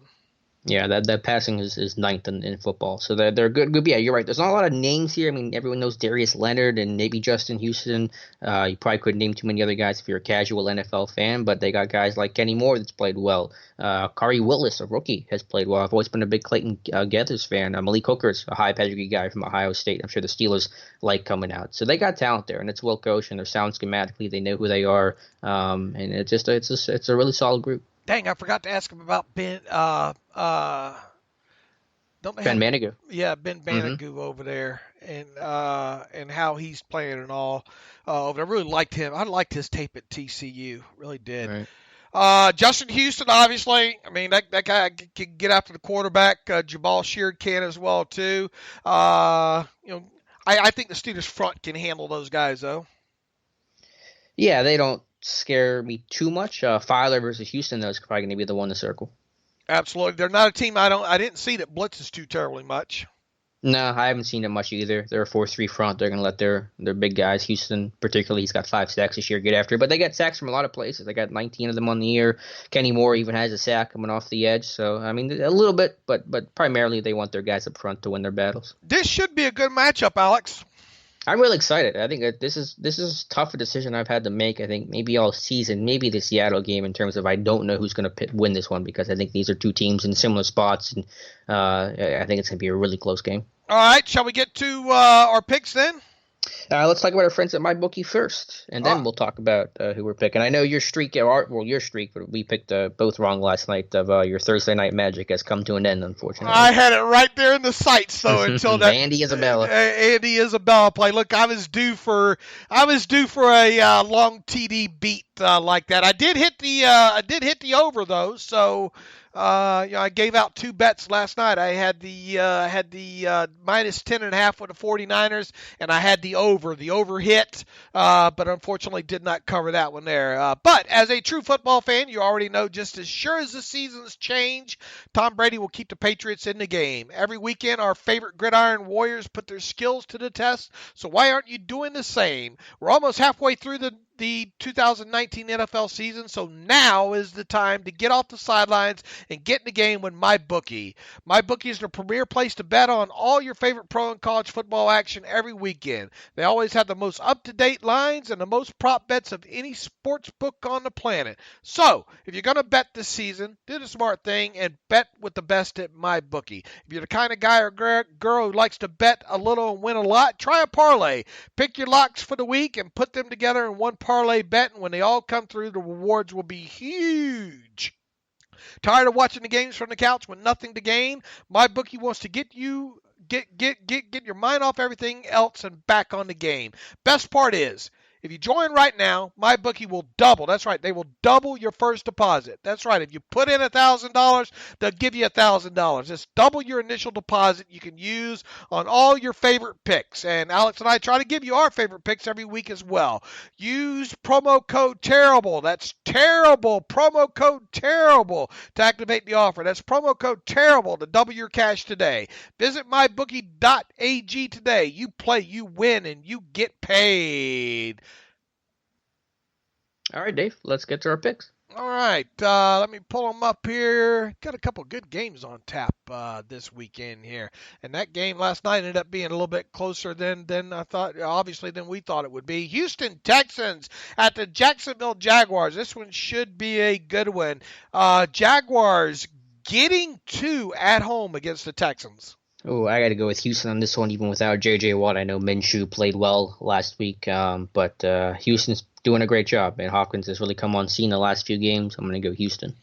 Yeah, I'm going to be with you on this one as well, too. Boy, what a shame about J.J., man. Mm-hmm. You know, You hate one of the league's premier players, good guy at that. I mean, these are the kind of guys that you root for, and man, it's happening way too much with him not playing full seasons right now. So yeah, what a shame with that. But I think their defense and their offense will have enough in this one. Give me Houston on the road laying the 2. Washington Redskins at the Buffalo Bills. Are the Bills for real? It sure seems like it. The Bills at home laying 9.5 against the Redskins.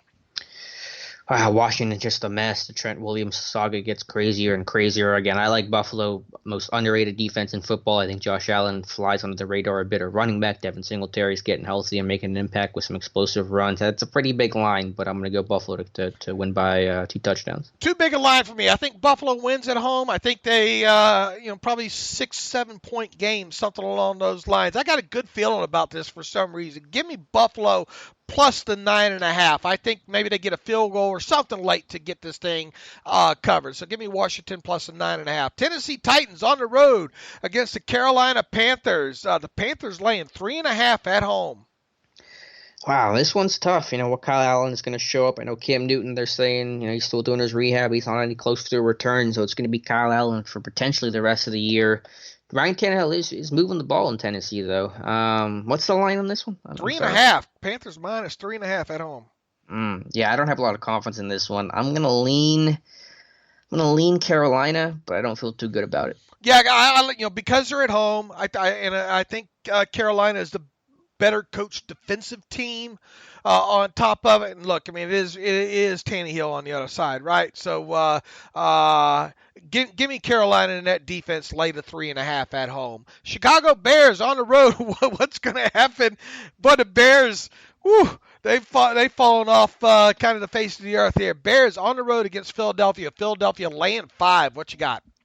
Bad quarterback, bad play calling from Matt Nagy. I had to go Philadelphia on this one. I know that I think Philadelphia's going to rally with all the spotlight on them and the stuff Orlando Scandrick said, and I think that's going to help the group come together and rally. And just the Bears' offense just atrocious. So give me Philadelphia by a score. Yeah, I don't think Philadelphia is as bad as the way they maybe started the season, but I do think maybe the Bears are. But I like that Bears defense, and that's the only thing I think that's going to maybe be able to keep this game close.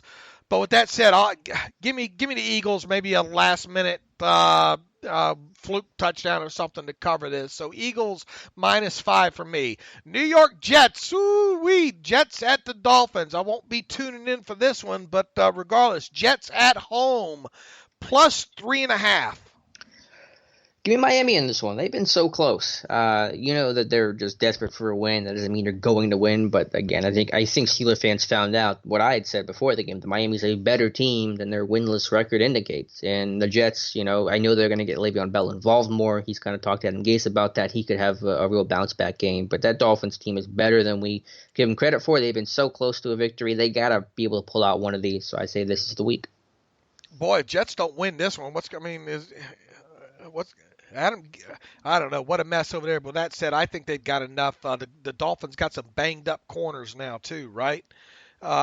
Give me the Jets on the road, lay the 3.5. I think the Jets. In fact, I like this. Make this Dave's Stone Cold Lock of the Century of the Week.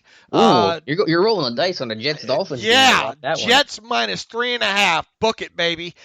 Detroit Lions on the road at the Oakland Raiders. The Raiders laying 2 in this one.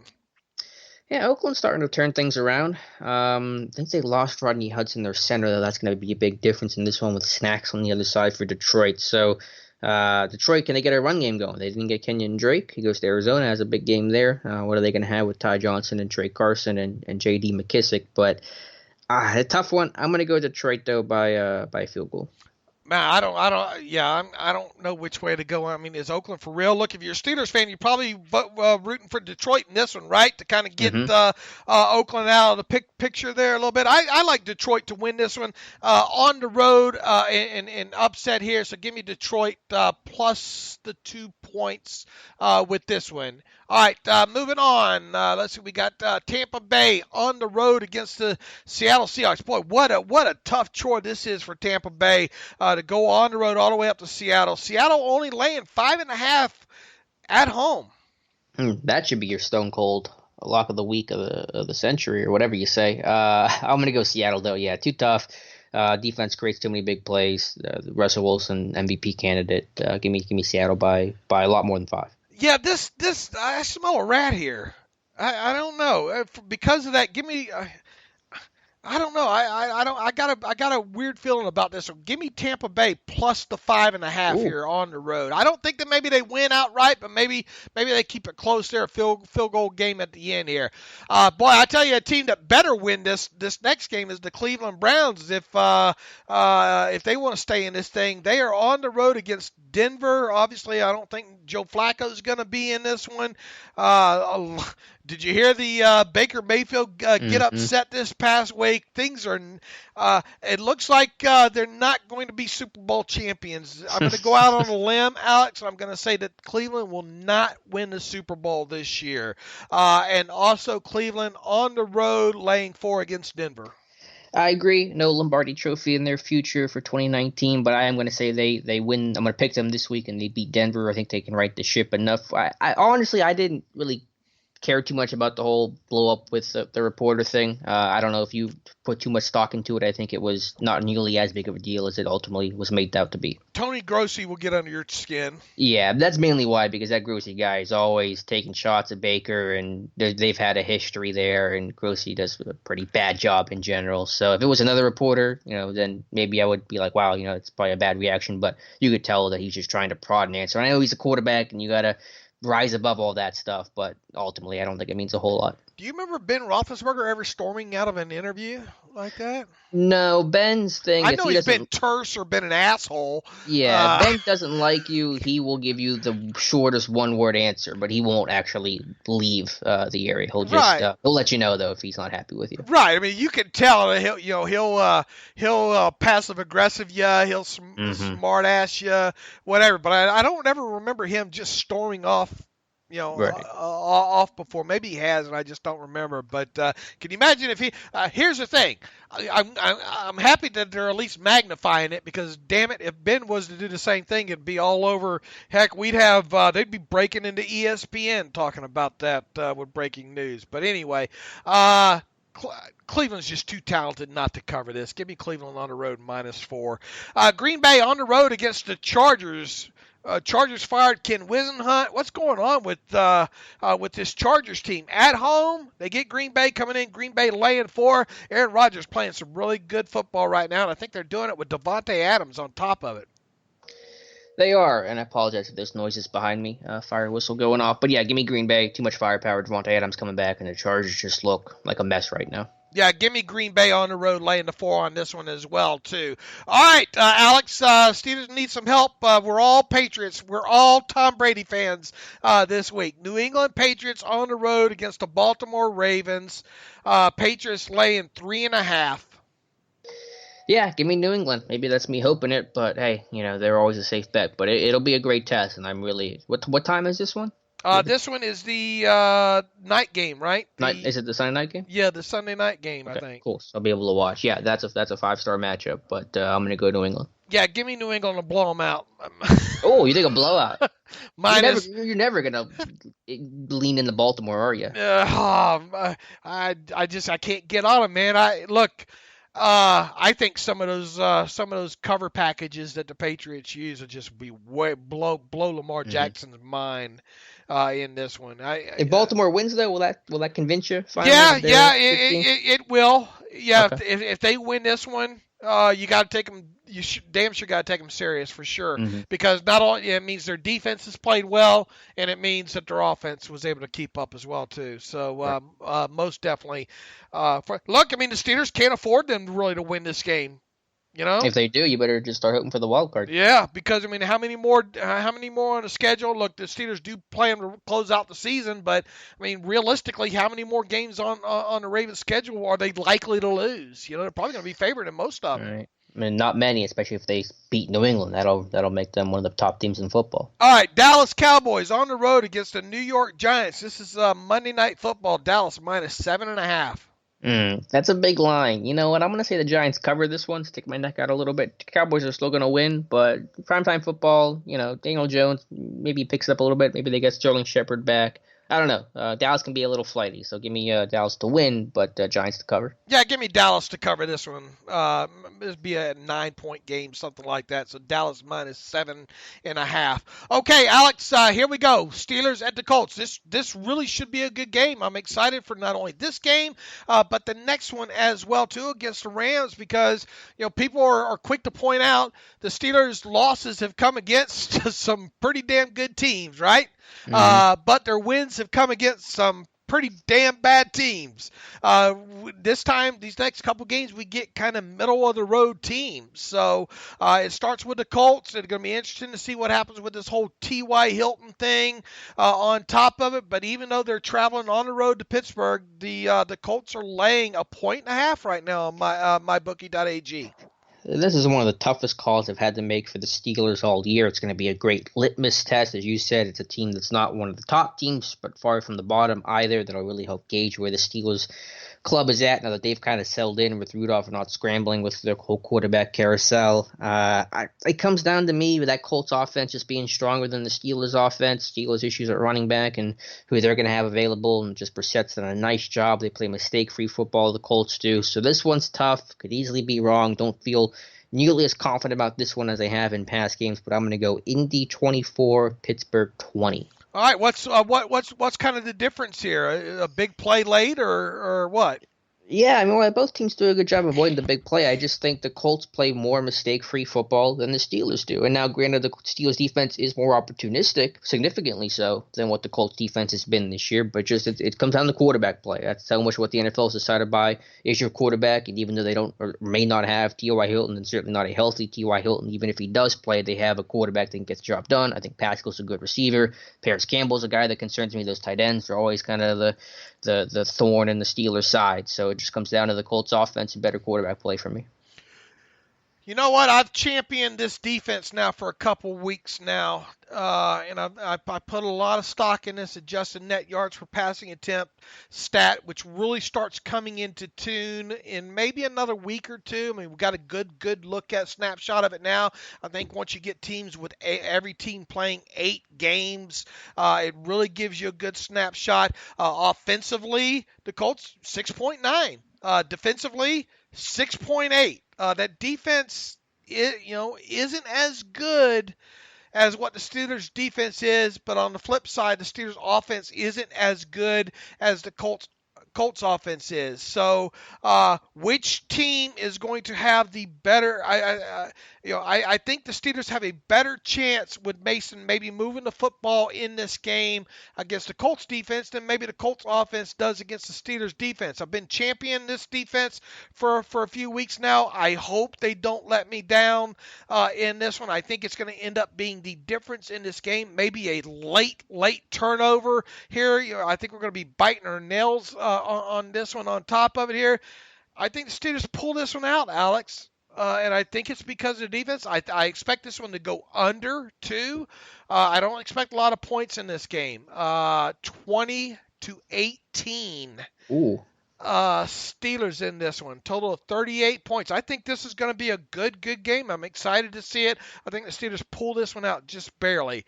Lord, if they lose this one, I mean, it's a tough one to lose. You can still survive, but you damn sure better. I mean, with this being in conference, it makes it tough. Mm-hmm. On top of it, look, you better get to rattling some off if you lose this one. At least we feel, for the moment, a little bit out of the must-win territory. It would obviously be a pretty big game changer if they drop this one, but not an ender the way that Miami would have been or the Chargers would have been or things like that. So you're saying, Dave, that you expect the Steelers' offense to overperform their numbers better than the Colts' defense to overperform their numbers? Just slightly, yeah. Okay, fair enough. Yeah. Yeah, Hey, I think you can bust them for a big play or two. And look, you got to have at least, I think the Steelers have, write it down right now, they need at least 5 explosive plays in this game. If they don't get 5, they're not going to win this game. I think they need that, and at least the turnover battle needs to be even in this one. This could, technically, I could see this being for whichever team. I think this could be the team that wins this game could have like a -1 tox number. in this one. It should be a good one. These are kind of two evenly matched teams from what I'm seeing on tape. I agree. I think he summed it up well. Two evenly matched teams, two teams with quarterbacks they didn't expect to have at this point in the season, but are making it work, and defenses that are playing well. So it'll be a tight one. Here's what I worry about here is if the Colts just come out here and just run right over that Steelers defense. I don't know. I think Steelers defense can hold up against the run. I don't know if that's going to be. I think those tight ends worry me more than the run game. I just worry about if the pass defense here. Gets all over.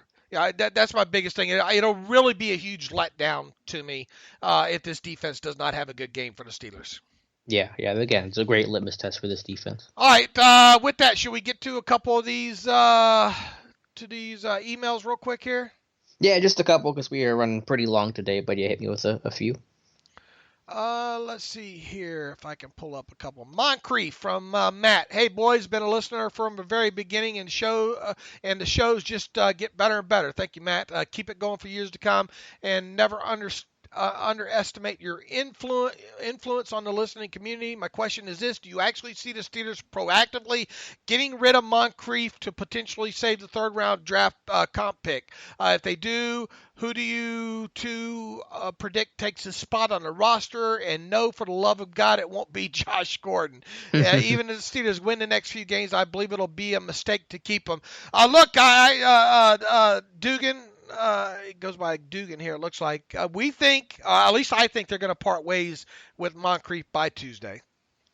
I do too. They better. Anything else is just a mistake. Who's going to replace that spot? Yeah, probably not Josh Gordon. Almost certainly not Josh Gordon. I'd say they bring up a ninth offensive lineman. I think or Elliott back. Yeah, I think that could be a possibility as well too. It's hard to say who would fill the roster spot when it comes to that. I don't have a good grasp on that, but I really think Moncrief will be gone. Let's see, Jay Barbati, game thoughts. My bad, Dave, on giving Alex credit for McLaurin. At least I'm not asking Alex about the salary cap. Just some thoughts I had as the game went on. Booger seriously tried to put that interception on Pouncey. Mason had all day. Nice to have Vince back. Why is he playing man on a wide receiver? How many times does that have to burn us? Sometimes with matchups, man, yeah, I mean, I know you'd like to see some of these guys switch off, but I'm guessing he's talking about the play on the touchdown there. Sometimes scheme gets you, man. Right, Alex? Yeah, I mean that's obviously not a matchup that you want, but sometimes it is going to happen. The issue I've always had with linebackers on receivers are in situations where it's predictable, where they're going to line up and do the same thing time and time again, and you know what's coming, and you're not making any adjustments. That's my source of frustration. It does happen in the NFL. They just had a good play call. Miami did on that particular play.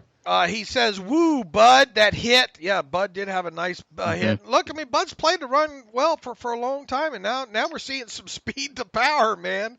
Why did he have to do this after the Steelers decided not to extend his contract, right? Right. But, yeah, look, it's good to see some of that stuff from out of Bud Dupree right now. Steven Nelson, the best free agent signing since James Ferrier. Whoa. Easy now. Easy. Take your foot off the gas, Jay Barbati.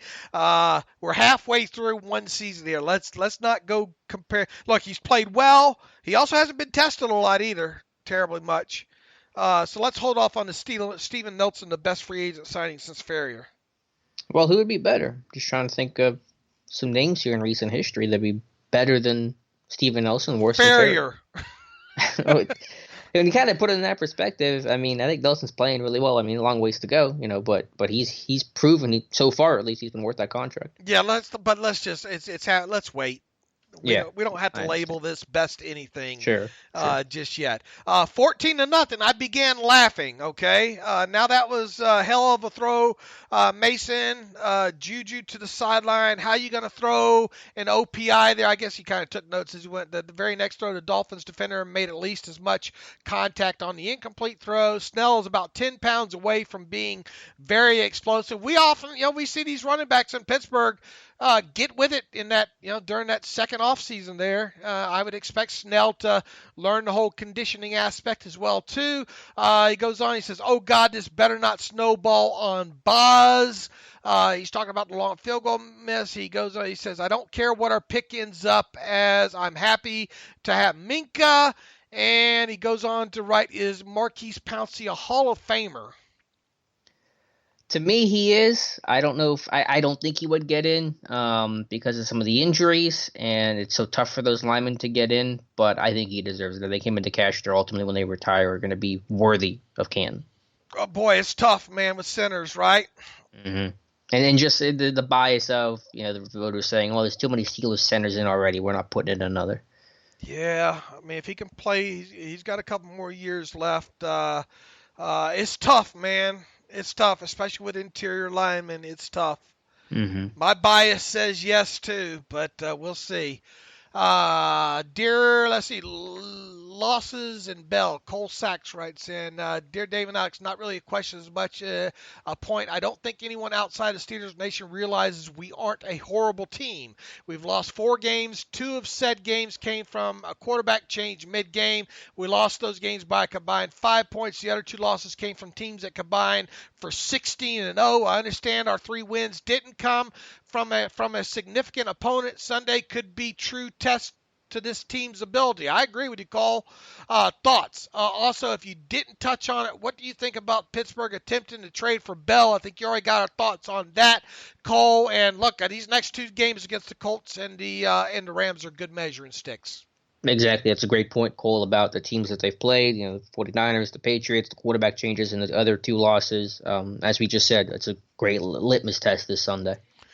From Bryce, hey guys, this probably should be a very interesting game on Sunday. Some thoughts and questions for Jens. I'm definitely concerned about Frank Reich versus Keith Butler matchup. The Colts offense looks to be extremely well coached, and I think there's potential to give Keith Butler fits from a strategy standpoint. While I hope the defense can continue to get turnovers in bunches, I could see that cooling off a little against a well-coached team like the Colts. This could mean we need to be solid on 3rd down and get off the field, and that's where I think we might get out-schemed. I think that edge goes to the Colts.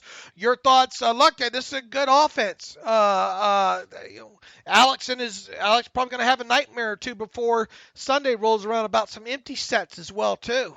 They do use that. They use their tight ends well as well. They can do a lot of different things there. So yeah, there's a reason to be concerned about this matchup from a defensive standpoint. I think I made that clear in my pick that, man, I hope the defense don't let me down here.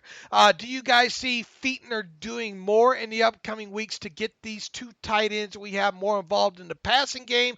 What concepts do you think Fichtner needs to run to make them more of a focal point to help open things more for the guys on the outside? When Sean Davis gets back, we can probably guess that he'll get snaps in sub-package defense, but do you see him having any value on special teams? Sean Davis will have to play some special teams if he gets back, I'll tell you that. About the Randy Fichtner and the tight end things, look, there's going to be an opportunity to get Vance McDonald and Nick Vannett involved this week. Yeah, to answer all those questions, you're right. I'm already in a Colts sweat about empty sets against Keith Butler. I think the Colts have the schematic advantage with the tight ends. I think you want to get them more involved in the red zone. Fichtner's tried some boots and some rollouts to get guys like Vance and Vannett opportunities, which have been there, but looking for more. And then the last question, which was about Sean Davis. Sean Davis. Yeah, Sean Davis already plays. Well, he already had been playing on special teams as the, left wing on the punt team, and he'll go back to that spot once he comes back full. And let's see, with the tight ends too, look, do some of those things that Shanahan likes to do out of these heavy sets. Get the quarterback under center, run some play action, get them tight ends acting as if they're going to block and then leak out on an over right there. I'm calling that right now. I'm calling a 25 or more yard gain by either Vance McDonald or Nick Vannett via leaking them out of a heavy set there. I like it. Let's see. From Israel, in your 2020 salary cap article, you have Duck Hodges with both salary and dead money. How does that happen? You give Duck a signing bonus when you sign him as a undrafted free agent, and then you cut him. That's $1,000 in dead money, right? Yeah, that's how you get that to carry over. I mean, that's how you get the dead money from this year is cutting him. Mm-hmm. Yep, there you go. And didn't they cut him after June 1st? So that's why there's the carryover into 2020 there. And then now he's also has salary on the books this year because they signed him back to the 53-man roster. So that's how you get him showing up in both categories there. Let's see. Danielle Russell, our buddy from Brisbane, Australia. Good day. Good day. I'm going to give you some Southern Australian here. Good day, Dave and Alex. I was thinking about the Steelers' difficulty drafting the cornerback position. Do you think that Cameron Sutton has already done enough to qualify as the best? I'm getting the nod here. I'm getting the cut that out. I'm doing it too. Across the country. Okay. Sorry. Do you think that Cameron Sutton has already done enough to qualify as the best cornerback the Steelers have drafted in the last 5 years? Thanks for all you work you both do. I read the site every day. Dan, Brisbane, Australia. I apologize for the southern Australian accent there. I don't know. I mean, I'm trying to think of the list of who else will be above him, and obviously Steelers have not drafted corners well without seeing the list in front of me, but just knowing the history and no one coming to mind. Yeah, I think Sutton would be the guy. Is there anyone I'm missing? I mean, Sutton better than Artie Burns and Brian Allen and Shaq Richardson and Senquez Golson. So sure, I think so. I guess what is he saying? The last 5 years? Yeah, Mm-hmm. It had to be, right? Who's the last corner they drafted that was better than Cam Sutton's? Also an interesting question. I mean, is he better than Cortez Allen? Yeah, I think. I know Allen had his moment, then faded fast.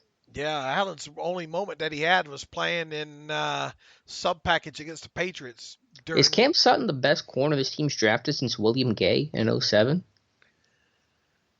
When was Ike drafted? He was drafted before that, right? 07, yeah, it was, 2002? Damn. I think he is. Yeah, I mean, Senquez, we never knew what Senquez was. I'm trying to go back through my head real quick. Yeah, heck, might be. Wow. Yeah, they've missed the boat on a lot of these guys, man. A lot of them. I mean, remember Terry Hawthorne? Unfortunately, at one point they had that guy as a. You go back through the archives of pre-draft stuff. They had Terry Hawthorne as a possible first-round selection. Didn't even make the practice squad. Yeah. Boy. Yeah. Shaq Richardson. Remember Shaq Richardson? Yeah, out of Arizona. Arizona State. Yeah. Arizona State. Arizona, one of the two. Arizona. Okay. Right? It was one of the. I think it was Arizona. All right, now you're making me want to look, and I got to research Shaq Richardson. I didn't want to do that on a Friday. All right, while you're looking at that. Arizona. Yep, Arizona. Wildcats. Josh Gordon, I know this isn't the Steelers' way, and I very rarely think they should pick up other teams' cut players, but couldn't the Steelers really use Josh Gordon? They could really use a big body down the field threat to open up this offense, especially underneath for Juju and Deontay. I know Gordon is no Johnny Holton, but I think he could really help. What do you think? I think they should stay away from him, Chris. Ditto. I mean, I don't know how much more plain we could put it earlier in the show there. Ryan Switzer from Mark Irish. Let's get number 7. Happy Halloween and happy birthday to Karen and Karia. I don't know. Maybe that's her family. Ryan Switzer is a liability. Anyone else on the roster is more capable of returning kicks. Moncrief and Switzer effectively empty roster spots. Why not Rodgers, Brown, or Bryant? Brown? I don't know where the Brown comes in at. Are we saying Martavis Bryant, Antonio Brown? I guess. All right. You take this one. Oh, thanks. Well, again, we've been over this time and time again. We expect Moncrief to be cut before the deadline. I forget the exact date. I guess it's Tuesday, whatever the day is. I think keeping him would be a mistake. Eli Rogers, again, I've said I think they should bring him back for creating separation. They're not. I'm just not gonna worry about it anymore. I'm more focused on the guys that are playing a lot. You know, the development of Deontay Johnson, development of James Washington, Juju continuing to evolve his game as well, and just having this offense to come together. So point taken, but I don't know what really to tell anyone at this point. I mean, I don't know what to tell them either. I mean, Ryan Switzer's not going anywhere anytime soon. Mm-hmm. I mean, Moncrief, we'll see what happens here in the next couple, several by Tuesday. Is that the deadline for sure, Tuesday? Well, I mean, it got to be gone by week 10. I mean, and the key aspect of this is players have to be on your roster for 10 weeks. Is that how that works? Right. Okay. It's not necessarily by, by week 10. But I mean, you do the math; it's got to be 10 weeks. So someone asked me, and I don't know if we know an answer to this. If you cut Moncrief before Tuesday and then re-sign him back the next week, no, it's a whole 10 weeks. Okay. If he's on your roster for more than 10 games. So you can't. There's no loophole there. No, not to my understanding. All right, makes sense. Fair enough. From a competitive balance standpoint, sure. too. I mean, that's what I figured. You couldn't work around it, but I didn't know for sure. You don't want to. I mean, too easy to screw other teams out of a comp pick. Right. Jaden Priest writes in, "Hey, this really isn't a Steelers question, but I just wanted your guys' thoughts on the Bengals front office. They benched Dalton and don't trade him or Green, and I thought that I read that some front office people were on vacation during the trade deadline. I feel like it showed they don't really care unless you guys can enlighten me on why they did it. I'm just confused on everything going on there. I don't understand why they didn't deal Andy Dalton for something."